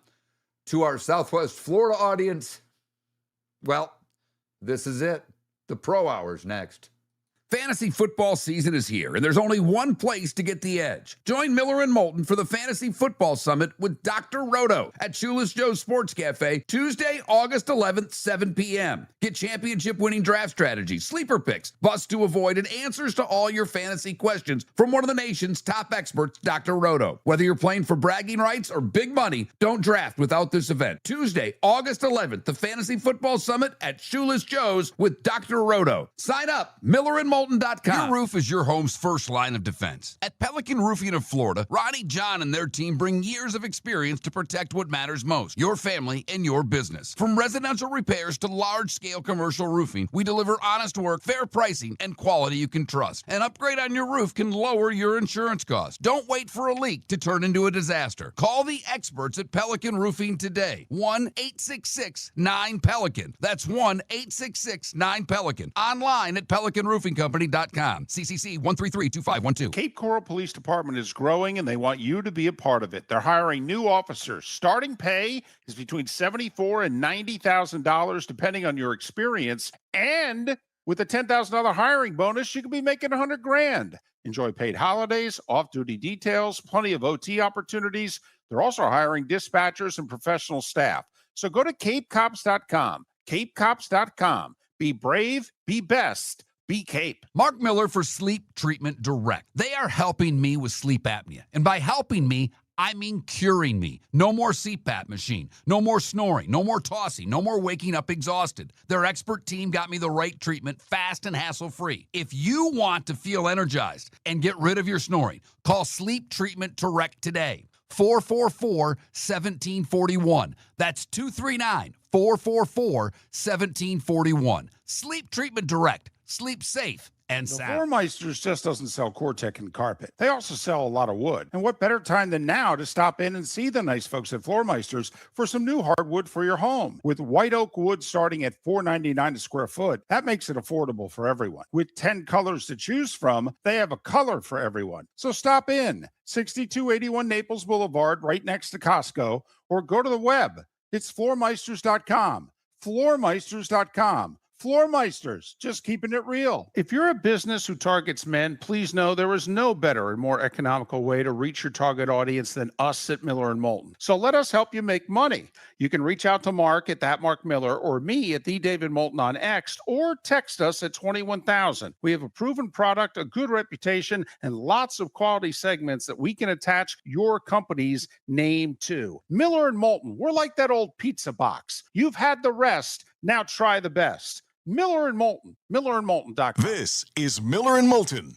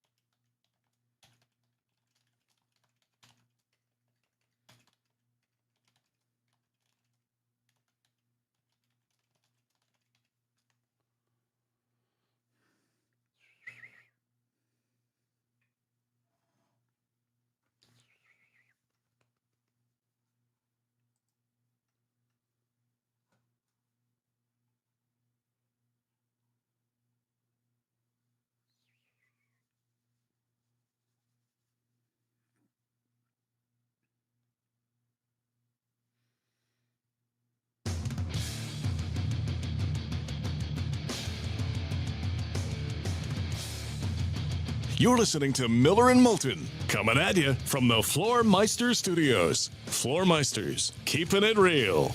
And now, here's Mark Miller and David Moulton. Miller and Moulton, the final hour of the week and of what has been a tremendous run. 20 plus years, David and I have worked together. Today will be our last show together. The show will continue on, obviously. I got to do something. I got to earn a living. As long as you folks are hopeful that hopefully you'll stick around with me. And we've got like short-term and long-term plans of trying to figure out what's next, but we'll keep on keeping on. The guest list, fortunately, hasn't abandoned me yet. Pat Kirwan twice a week, Bud Elliott, Seth, obviously. We've got David Bierman that I locked in for the football season. He's actually going to come on next week and start his weekly appearances. He's going to do it an hour earlier next week than he will during football season. Or actually, I should say when school starts.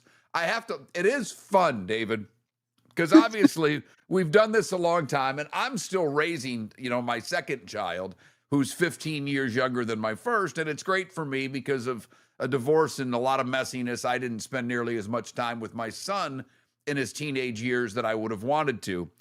But, and we're super close now. And Jake's actually going to do a couple hours with me on Tuesday. I joked, if Jack Buck can do it and Mike Golick can do it, well, then Mark Miller can do it too, damn it.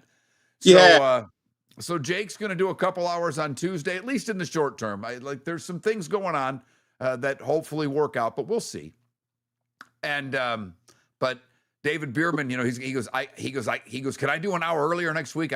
School hasn't started and I got to run the kids to camp. And I get a kick out of, when we started, David, a lot of our guests were in that same boat. Well, we've had some of the same guests, a lot of the same guests for 20 years. Like Seth's kids his oldest is going to college now. You're a grandfather. It is crazy.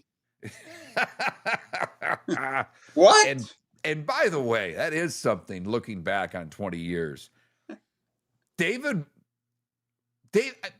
it's not that David didn't want to be a grandparent. Don't take what I'm saying the wrong way. But David did not like the idea of being called grandpa, not by his grandkids, by anyone else. Right. That was one that you're like, are you kidding me? I got to deal with that from you guys now. Well, here's the other thing. Was I always found grandparents obnoxious because they're so proud to be grandparents that they couldn't get to showing you pictures of their grandkids fast enough. And I get it. Yes. Oh, they're adorable. Right. Oh, in fact, I don't think God's ever created someone who's looked better.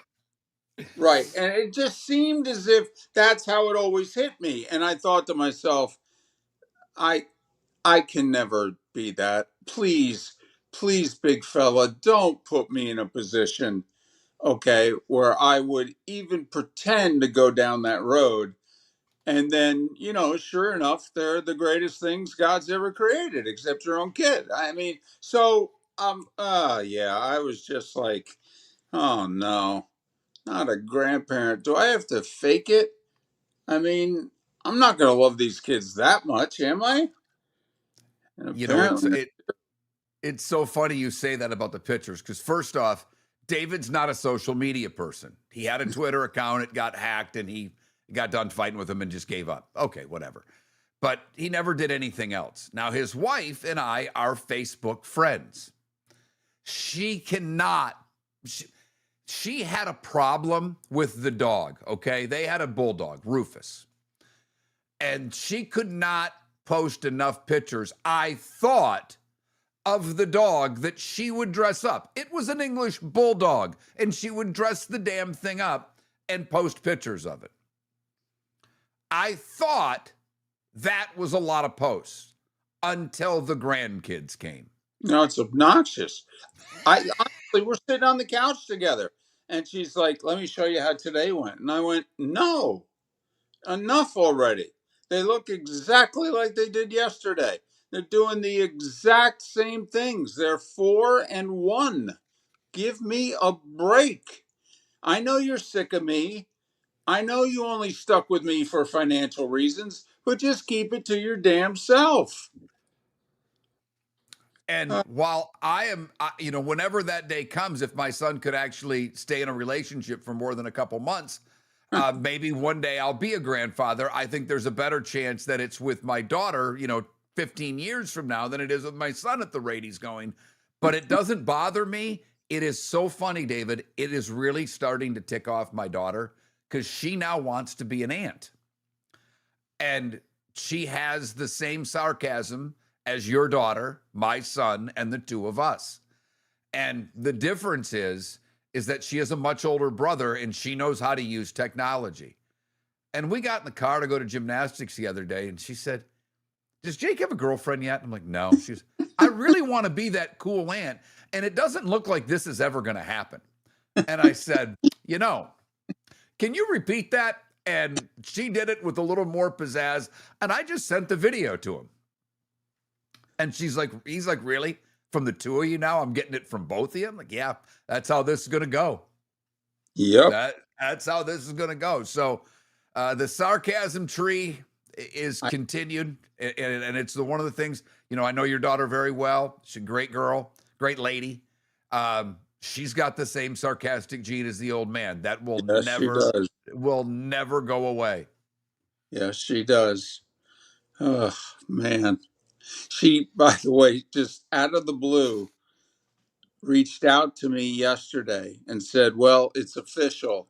If there's ever been any doubt whether or not I'm your daughter or not, because I looked at my husband after he did a joke yesterday and I said, oh, for goodness sake, stab me in the neck. Okay. And she said, I had never said that before. I'd never thought it before. And the only person I know who says it is you. I love the fact you're continuing the show for, quote, what the heck else am I going to do? That's another T-shirt idea, by the way. Continue it. Who's going to hire me? Fortunately, we hired ourselves. Okay. And so once I take my name off the thing, you don't have to argue with anybody. You're hired. You get to do what you want. You get to say what you want. That's very true. That's very true. But obviously, it'll never be the same. We're trying to make light of what's an awful situation, unfortunately. But that's just, as David said, it's the hand he was dealt. And damn it, I wish we could change it. And I know David does a hell of a lot more than me. Yes. And, it's funny.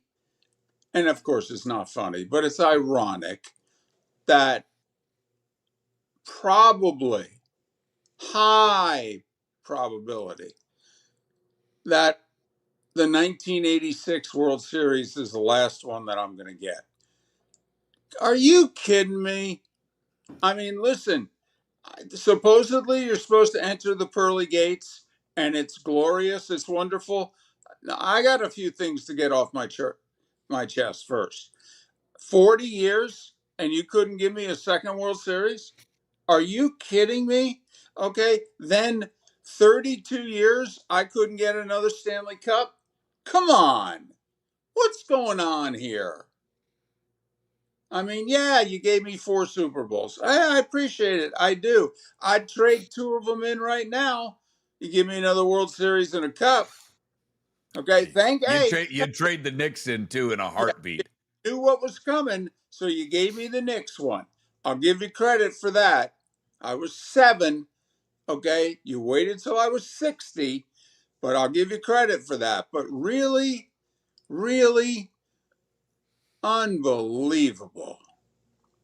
40 and 32 years, couldn't throw one more bone my way? Don't talk to me. Honestly, it's like I just need to mull around the corridor here for a while. I'm not ready for and the appetizers look great and they smell terrific. I'm not ready yet. I just need to get steam off my chest. So, David, on that note, because as you know, my wife has a very deep faith. She is very Catholic. Right? She is raising our daughter to be very Catholic. Very Catholic. I mean, my daughter's an altar server, goes to a Catholic school. You can't do much more than that. No. I mean, they go out and do good things. Right. They were out serving lunch to people the other day at the Cafe of Life. I mean, they are genuinely doing good things. I should probably do more of them myself. But I will at times bring up the sports gods. Right. And oh my goodness, does that upset my wife? Really? Because that's well, I mean, David, there's 10 of these rules. The first one pretty specific about that there's only one, okay? I'm just saying the words are pretty obvious. So, when I bring up the sports gods, it is a bone of contention in this house. I only say that, David, because you mentioned the pearly gates. I'm guessing your first question is, what hall are the sports gods in, and can I have a word? Yes. And by the way, I don't want a time limit either. Just show me where to go. I mean, you should too. 42 years since the Tigers. Oh, I know. The Pistons gave you one as recently as 20 plus years ago. You've had a few that have come through for you, kind of, sort of. You're still thinking that you're going to get one. Okay. I've had to come to the realization that when I was 20 years old, that was going to be my only World Series. Seriously? I mean, I was happy when the ball went through Buckner. I was. But if I knew this was going to be it, golly.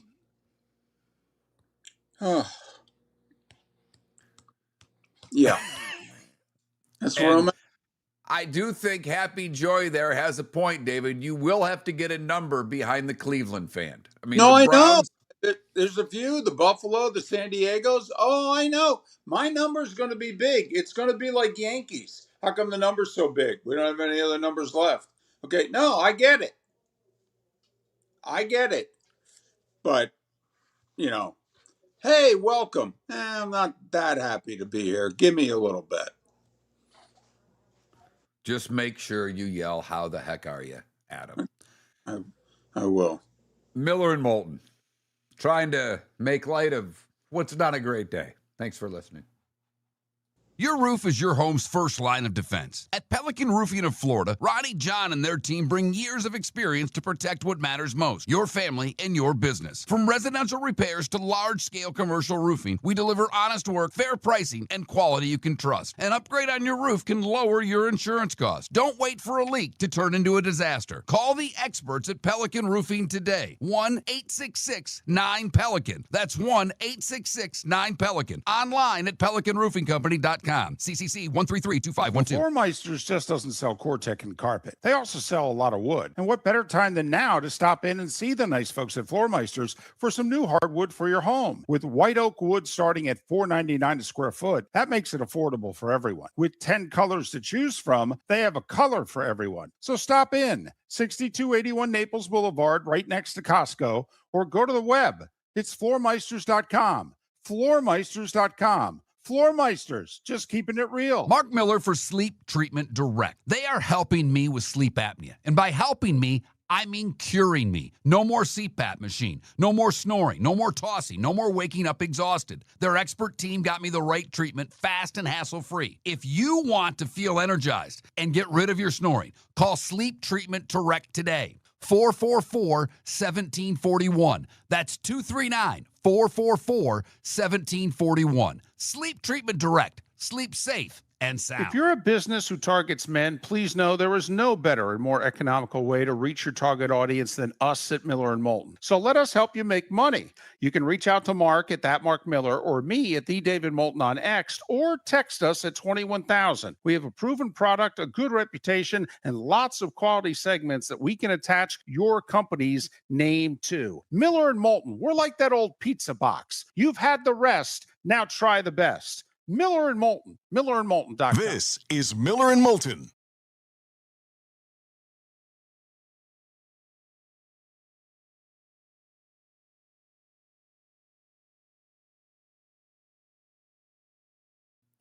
Was that when? Who did that? Was that when they drafted the? Was it the quarterback and David blurted out an expletive in the Cape? Brian, is that draft? Is that the one I'm thinking of? Because we didn't. I know David might have done a draft party before me, but I'm thinking that was the night we were out in the Cape. I don't know.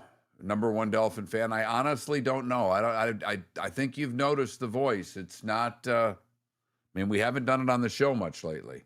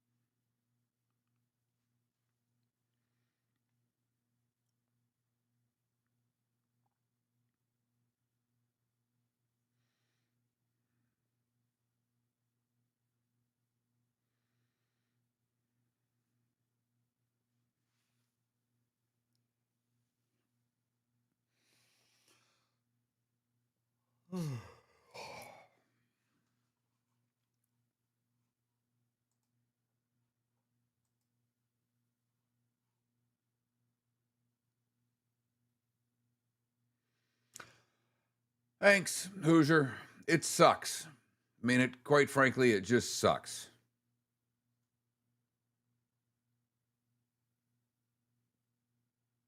There's no two ways about it.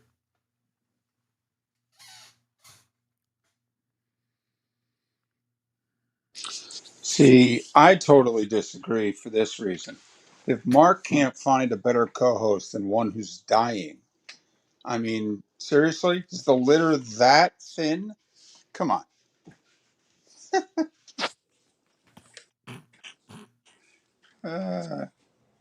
Crack myself up.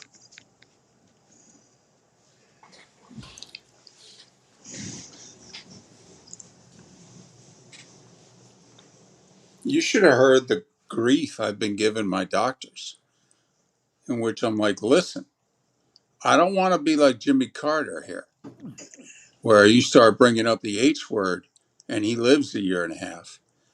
I said, because I got a lady downstairs in the condo. She had brain cancer. She was a mess. You guys gave her 6 months 2 years ago. I go, now with the way I'm feeling, I think you're right, but you better be.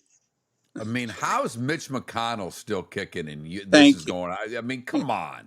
Jeez, man. Come on. How bad does your life suck that Mitch McConnell finishes his term before you do? God. Here's what I'm pissed about. My dad made it to 73. Smoked 2 to 3 packs a day for 40 plus years. And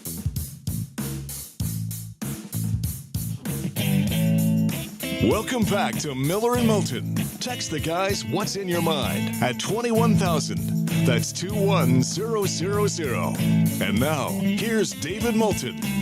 Now it's Mark Miller, because technologically today it's just not working if David talks when music's going on. This is our final show together. And I got a couple of things I need to ask you right now. David, he said it, so I'm just going to say it. He's got cancer. This is it. This is his last show. He needs to take care of his pain and do what he needs to do. So this is it between Miller and Moulton. Trust me, if David's got more shows in him, he's going to text me and say, hey, do you care if I do Thursday? And I'm going to say, not a problem. I'm just going to text him and say, and another thing. All right. On that note, David, because unfortunately the prospects are not good for what's going on with you. And we try to make light, but it's very serious. With that being said, what I've been told anyway, Mark. That's what I'm told. But, weather forecasters are seemingly wrong 70% of the time, so who knows? So, with that being said, I got some things I got to get to, David. You don't necessarily have to come up with them right now, but we all know what your track record's been betting the past few years. You know what's going to happen. This is the year that everything you predict's going to come true, because you may not be around to see it. I need some futures bet between now and the end of the season. So one of two things. I can either go out to a really nice dinner or 4 on you, or come January, I will curse you on air for it. Well, it's obvious the Bills are winning the Super Bowl. I mean, it's obvious. I mean, maybe they won't win, but there's no doubt they're getting there. I mean, come on. I mean, who we got in the NFC, right? Lions? There's got to be a Lions-Bills Super Bowl. The David Moulton, everybody deserves a parade at one point in their life. Golly. So, all right. I know, I will say this. The sad thing is, David, is that you just made your claim for your Mets and your Rangers. I don't see that happening this year. Well, no, but they've both won championships. It's just been too damn long, but they've won championships. Well, I can tell you right now, and they think I'm going to be around to see it. I hope so. Rays are winning the World Series, man. Wow, that would be something. If the Rays, think about that. What's his face? The GM there leaves to go to the Dodgers, and right. Well, I mean, I mean, you think about what he did in Tampa. I mean, just quickly here, he obviously made chicken salad out of what with Tampa.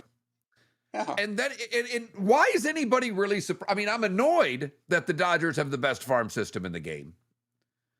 But it makes total sense. They got the guy who built the best farm system in baseball but couldn't pay anybody to stay. And now you give an unlimited budget? But boy, a Dodgers-Rays World Series would be phenomenal. I know you want Brewers-Rays, but come on. If you, from a payroll standpoint, if that happened, Rob Manfred would run into a wall over and over again. Okay, now technically, it shouldn't be the Rays because, I mean, shouldn't we find somebody who's never even made the Fall Classic before? Or is that too big a ask? I mean, who hasn't made it? I mean, if you think about it, everyone in the NFC East has won it, right? Nats won it 7 years ago, for goodness sakes. Marlins have won it twice. Phillies have won it twice. Right. But, I mean, of teams that are going to be playoff teams, the longest shots would be the White Sox and the Rays. Yes. And the Rays have never won it. Seattle's never won it. Now, Seattle's never been. Okay. Seattle's never been. I think, are there any other baseball teams that have never been to, like White Sox won it in 05. Indians obviously, it's been a while, but 48, I mean, they won the sucker. Well, the Guardians haven't. So that's how you're going to alter your pick. Okay. No, but the Brewers have been, but never won as the Brewers, right? They've never won a World Series. No, they've only been once as the Brewers in 82. Right, lost to the Cardinals. So, right. And, the Cubs won, the Reds won, the Pirates won, not since 79, but they've won. I don't think Diamondbacks have won. Right. One. So the Rangers got theirs. I mean, yeah. Are the Mariners the only baseball team that have not even gotten to the World Series? I believe you're right. So because the Padres have never won, but they've been. But yes, Fox would hunt me down and, take care of it. But yeah, I'll go. I'm all in on the Rays, you know that.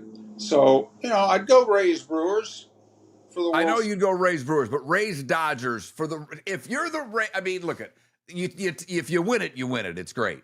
But if the Rays would beat the Dodgers, to me, that would be the end all be all. It really would. What would be great, Mark, is if they can just start the World Series in Game 6 with the Rays having a 1-run lead and just put their best starting pitcher on the hill in the 6th with a 1-run lead down 3-2 and let Kevin Cash have a do-over. Well, the irony would be if they play the Dodgers in that game and Scooble's starting and he comes out after 6. Right. So, but I'm willing to go there. Sure. That's fine. So, Bills, Lions, Super Bowl, and the Rays win. All right, there you go. Yeah. Do you have an outlandish college football? I got to get a couple predictions from you here. This is it.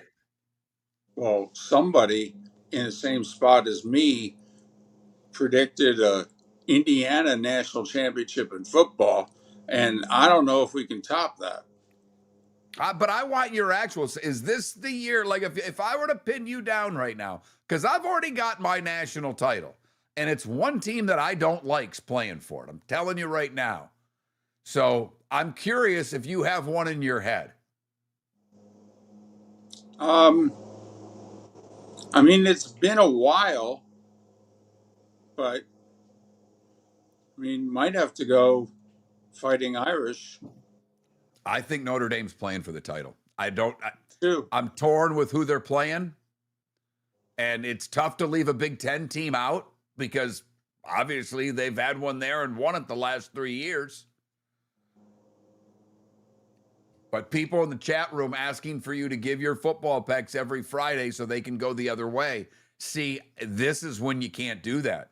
This is the year they're all going to hit. This is the year you back up the truck. And who knows? David may throw a lot of money on a bet this year because what the hell? Well, the college season starts in 22 days. Can you give me one of those 22 and I can come up with the title game and who wins? Absolutely. Okay. You can, David, and I think you know this, whatever the hell you want. Well, I would hope so this late in the game. I got to be honest. Whatever the hell you want. No, you want to bust my chops today. We got to go outside the room and have a conversation. That's like there was a guy in the chat room who wished me, well in my future endeavors. My future endeavors are death. What the hell? What I will say I didn't even get those when I got fired the one time. I know. Everybody got them too. It's just, you don't give that to someone who's dying. In fact, I might want to live a certain lifestyle the rest of the way that has me going south. If you know what I mean. We're going to finish the show the way we usually do, I guess. I'm not really up for it, but you know the drill. That's next. It's your show. Mark Miller for Sleep Treatment Direct. They are helping me with sleep apnea. And by helping me, I mean curing me. No more CPAP machine. No more snoring. No more tossing. No more waking up exhausted. Their expert team got me the right treatment fast and hassle-free. If you want to feel energized and get rid of your snoring, call Sleep Treatment Direct today. 444-1741. That's 239-444-1741. Sleep Treatment Direct. Sleep safe and The sound. Cape Coral Police Department is growing and they want you to be a part of it. They're hiring new officers. Starting pay is between $74,000 and $90,000 depending on your experience. And with a $10,000 hiring bonus, you could be making $100,000. Enjoy paid holidays, off-duty details, plenty of OT opportunities. They're also hiring dispatchers and professional staff. So go to capecops.com. capecops.com. Be brave, be best. Be Cape. Your roof is your home's first line of defense. At Pelican Roofing of Florida, Ronnie John and their team bring years of experience to protect what matters most, your family and your business. From residential repairs to large-scale commercial roofing, we deliver honest work, fair pricing, and quality you can trust. An upgrade on your roof can lower your insurance costs. Don't wait for a leak to turn into a disaster. Call the experts at Pelican Roofing today. 1-866-9-PELICAN. That's 1-866-9-PELICAN. Online at pelicanroofingcompany.com. CCC 1332512. Floor Meisters just doesn't sell Cortec and carpet. They also sell a lot of wood. And what better time than now to stop in and see the nice folks at Floor Meisters for some new hardwood for your home. With white oak wood starting at $4.99 a square foot, that makes it affordable for everyone. With 10 colors to choose from, they have a color for everyone. So stop in, 6281 Naples Boulevard, right next to Costco, or go to the web. It's floormeisters.com. Floormeisters.com. Floor Meisters, just keeping it real. This is Miller and Moulton.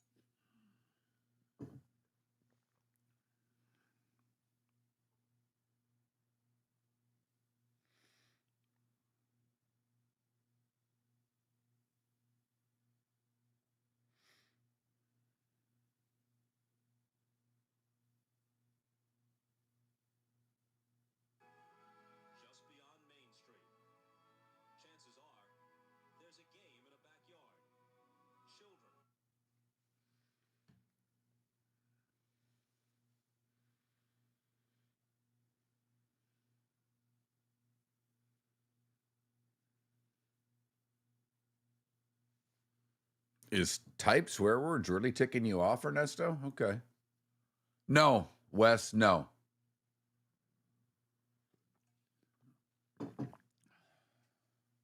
And Ernesto, I'm sorry you don't like the language, but I agree with Jimmy right now. I hate to say it. There's a time for language. This is one of those times.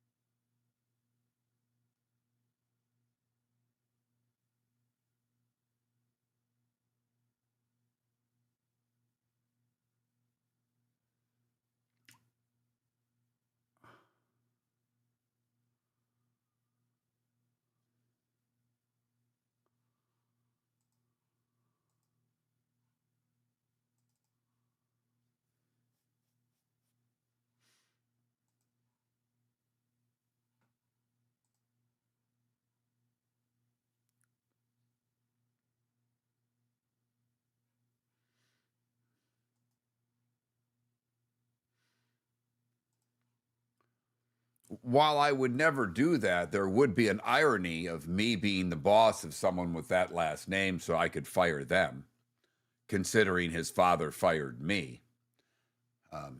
So there's I mean, that's funny.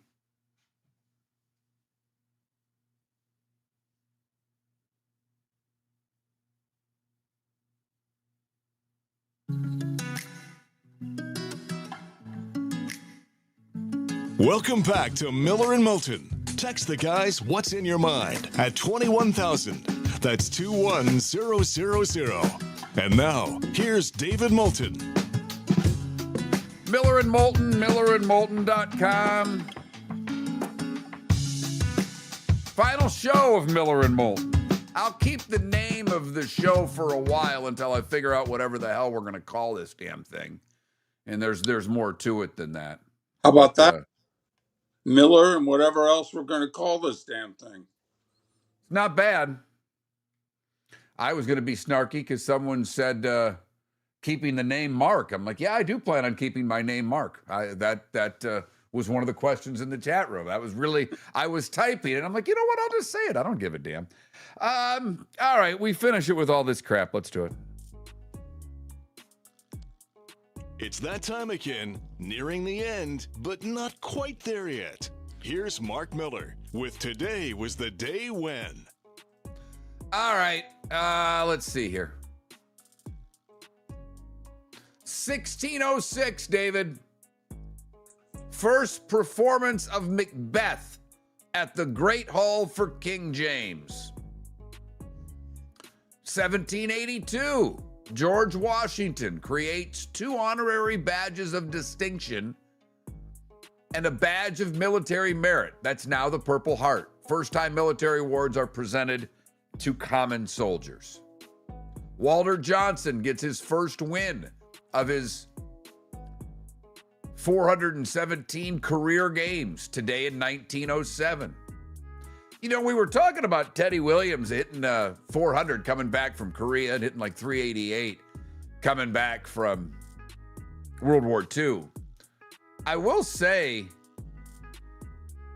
he didn't always like the fans in Boston because the Red Sox fined him today $5,000 in 1956 because he spit at fans who were heckling him. It was the 3rd time he had done it in 3 weeks. Spit at fans. Mark, not always get along well with Red Sox fans in his final game. And everybody knew it was his final game. In his final at-bat. And everyone knew it was his final at-bat. He homered. And they wanted to give him a curtain call. And he didn't come out of the dugout. And when one of his teammates was asked about it afterwards, the teammate said, "Gods don't give second chances." Jackie Kennedy became the first presiding first lady to give birth since Frances Cleveland in 1895. Today in 1963, the infant Patrick Kennedy would die 3 days later. Today in 64, LBJ approves the Gulf of Tonkin resolution. Congress approved it. It gave LBJ the authority to assist any Southeast Asian nation facing communist aggression. It brought us into the Vietnam conflict. Today in 83, Hal Sutton wins his only major, the PGA at Riviera. He beat Jack by a shot. Today in 1990, George H.W. Bush orders the organization of Operation Desert Shield. It would prepare the troops, which would be Operation Desert Storm, which would happen in January of 91. 2 things today involving kind of Florida teams. First, in 92, the Magic signed Shaq. But also today in 1992, the San Francisco Giants announced the sale of their franchise to a group of Tampa Bay investors. The move was blocked. That's who the Trop was built for. Right. Right. 99, Wayne Boggs. Hit number 3,000. Did it for the Tampa Bay Devil Rays. And didn't he slide head first across home plate? He's the first, he hit a home run, and he's the first player to ever hit a home run for his 3,000th hit as well. Yes. Maddox gets win 300 today in 04. Bonds passed Aaron today in 07. Ichiro becomes the 30th member of the 3,000 hit club today while playing for the Marlins in 2016. Michael Phelps that same day wins his 19th gold medal. And what has always been David's favorite song, released today in 2020, Cardi B released WAP. You can figure out what that stands for if you don't know. And Kevin Durant helped lead the U.S. to their 4th consecutive gold medal, beating France in Tokyo today in 2021. Yeah, Steph Curry led us to that gold medal. Durant at 29. I don't know what to tell you. Whatever. Don Larson would have celebrated a birthday today. He pitched the only perfect game in World Series history, Game 5 of the 56 series. Alan Page is 81. David, should Alan Page be a Hall of Famer? Because I'm looking at the All-Pros and all the things there. Oh, he's in the Hall of Fame. Okay, they didn't have that next to him. Like, I thought, like, it didn't have Hall of Famer next to him. Like, why? How's he not in the Hall of Fame? He was MVP of the league, Mark. There's only been 2 defensive players who I believe have been league MVPs since 1970. Page and Lawrence Taylor. He's 81. And his post Hall of Fame career is more impressive than his football career. Right. Bruce Dickinson from Iron Maiden, 67. David Duchovny from Californication and what was it, that other show they had there on Fox that everybody loved. He's 66. Charisse Theron is 51. Hubba hubba. Sidney Crosby, 39. DeMar DeRozan, 37. Mike Trout, 35. Kyler Murray, 29. And Jalen Hurts is 28 years old today. I'd ask you if I missed anything, but you're going. You can't hear me again? Is that why you're waving your hands? Oh. No, I can. I just had to look up. And when I looked up, I had to disconnect us. Page in the Hall of Fame in 88. Okay. Yeah. Usually where I look at it, it's got Hall of Fame. And I'm like, it didn't have and I should have looked it up myself. And I'm like, how's that possible? Yeah. Because it was like 7 All-Pros, not Pro Bowls, like 7 All-Pro teams. I'm like, that doesn't even make sense. So that's on me. First time today, right? Time to see life a little bit differently. Here's Mark Miller with the good, the bad, and the ugly. What you got, Mark? Well, this is a David Moulton good, bad, and ugly. The good is him asking me to do this show together. It's truly been an honor, my friend. It really has. The bad was me asking you to do the show together? No, the bad is David's ability to never have understood technology in any way, shape, or form. None whatsoever. Right until the bitter end. Twice this week, exemplified. Yes. Right until the bitter end. And a little behind the curtain, because he did not allow me to help him try to fix this. He brought in someone else, someone who I know. That person called me, and I'm going to share this story with you because it sums David's technological woes up in a heartbeat. John Cassio called me and said, hey, just be easy on David the next 2 days. He's going to do it on his phone. It'll work. It'll be fine. I spent 2 hours trying to help him get this done. I won't go through all the things. But anyhow, John said, how about I just get you a podcast microphone? Now, I have one. It's what I travel with. It's a USB port. David goes, I wouldn't know how to hook it up. That's the bad. And it's been 20 years of I think David is on the short list of the smartest people that I've ever met. I'm not saying that because it's our last show. I've said this for years. I've said it to a lot of people. For someone that smart to basically, outside of pressing the power button to turn on the computer, it is something. I'm convinced there is not a thing on the side of the computer, a hole, that will fit in, but maybe it would that microphone, but I don't have one.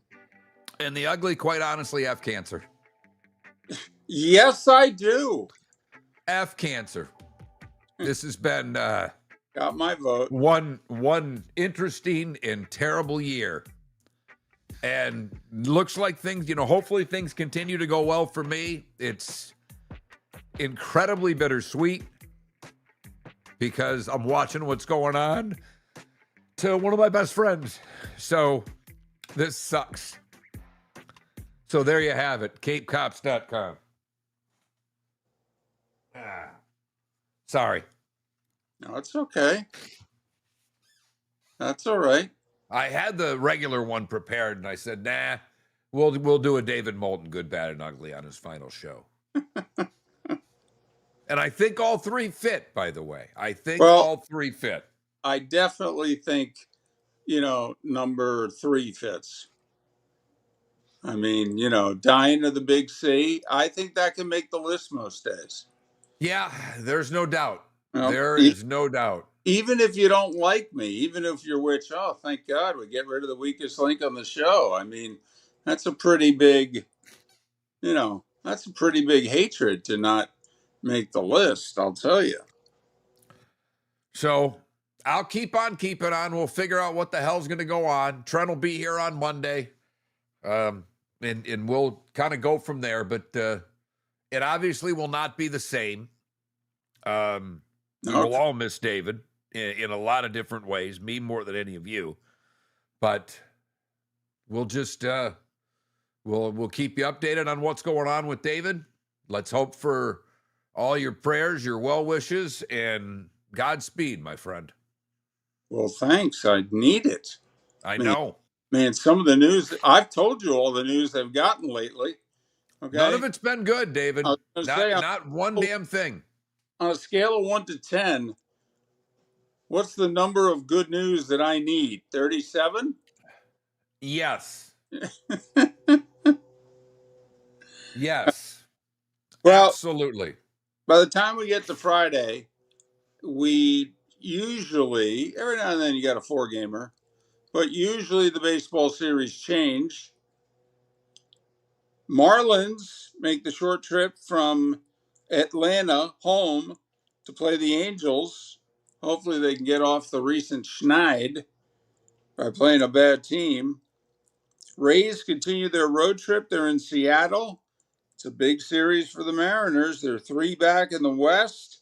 They're a game and a half back in the wild card. Do you know they are in 5th place for the teams that are out of it in the American League wild card? 5th. And they're only a game and a half out of the wild card. That's how crazy the fight for the 6th seed is in the American League. Twins, who are tied with Cleveland, but they own the tiebreaker, they're a half a game out for the 6th seed. They're also 3 games behind the White Sox. They are in Milwaukee. Good luck, boys. Baltimore's in Texas. Baltimore's a game out of the wild card. Unbelievable. Houston with the lead in the West by a game and a half over Texas. They're in San Diego. The Padres a game out of the final playoff spot. And the Dodgers in Arizona, probably the last chance to have a race in the American League West. The Dodgers have lost 6 in a row, and the Diamondbacks need to make it 9 in a row. Anything less than that, and the AL West is over. Yeah, it is. I look at, obviously, you and I are pulling for the Rays. They're still out west. But this Braves-Yankees series is so big for the Yankees to me. The Braves have just been chewing up and spitting out any team that's good that they've been playing lately. Yep. And if they get 2 or 3, if they just get 2 or 3 from the Yanks, I don't think it's good for the Yanks. But if they do what they've done to the Phillies and the Marlins and everybody else, man, oh man, the Sox will be past them. And I don't know if the Yanks will have what it takes to catch anybody in that division. And Yankee fans don't know if they'll have anybody and anything left to chase them either. Hey, thanks, buddy. This was fun. Wish it had gone longer. And to everybody listening, thanks. It was fun. Meant a lot. Be good to yourself. So there. How That's you got it? bad about me now? I'm not it's you. So Miller and Moulton, I guarantee you Miller will be a part of the show Monday. That's a winning bet. Fantasy football season is here, and there's only one place to get the edge. Join Miller and Moulton for the Fantasy Football Summit with Dr. Roto at Shoeless Joe's Sports Cafe, Tuesday, August 11th, 7 p.m. Get championship-winning draft strategies, sleeper picks, busts to avoid, and answers to all your fantasy questions from one of the nation's top experts, Dr. Roto. Whether you're playing for bragging rights or big money, don't draft without this event. Tuesday, August 11th, the Fantasy Football Summit at Shoeless Joe's with Dr. Roto. Sign up, millerandmoulton.com. Let's talk the big differences between Floormeisters and the big box store that sells flooring. Floormeisters is family owned. They do flooring, not doors, nuts and bolts, or weed killer. They specialize in it. They know it. Floormeisters backs their installer, so if there's ever an issue, good chance the boss, TJ, will come out and make it right. Floormeister's prices beat the box stores every day of the week. When you think flooring, think Floormeisters in Naples. Floormeisters.com. Real people, real prices, real quality selection. The Floormeisters, just keeping it real. Mark Miller for Sleep Treatment Direct. They are helping me with sleep apnea. And by helping me, I mean curing me. No more CPAP machine. No more snoring. No more tossing. No more waking up exhausted. Their expert team got me the right treatment, fast and hassle-free. If you want to feel energized and get rid of your snoring, call Sleep Treatment Direct today. 444-1741. That's 239-444-1741. Sleep Treatment Direct. Sleep safe and sound. The Cape Coral Police Department is growing, and they want you to be a part of it. They're hiring new officers. Starting pay is between $74,000 and $90,000, depending on your experience. And with a $10,000 hiring bonus, you could be making $100,000. Enjoy paid holidays, off-duty details, plenty of OT opportunities. They're also hiring dispatchers and professional staff. So go to capecops.com. capecops.com. Be brave, be best. Be Cape. Your roof is your home's first line of defense. At Pelican Roofing of Florida, Ronnie John and their team bring years of experience to protect what matters most, your family and your business. From residential repairs to large-scale commercial roofing, we deliver honest work, fair pricing, and quality you can trust. An upgrade on your roof can lower your insurance costs. Don't wait for a leak to turn into a disaster. Call the experts at Pelican Roofing today. 1-866-9-PELICAN. That's 1-866-9-PELICAN. Online at pelicanroofingcompany.com. CCC 1332512. If you're a business who targets men, please know there is no better and more economical way to reach your target audience than us at Miller & Moulton. So let us help you make money. You can reach out to Mark at that Mark Miller or me at the David Moulton on X, or text us at 21,000. We have a proven product, a good reputation, and lots of quality segments that we can attach your company's name to. Miller & Moulton, we're like that old pizza box. You've had the rest. Now try the best. Miller & Moulton, millerandmoulton.com. This is Miller & Moulton. Thanks, everybody. We'll see you Monday.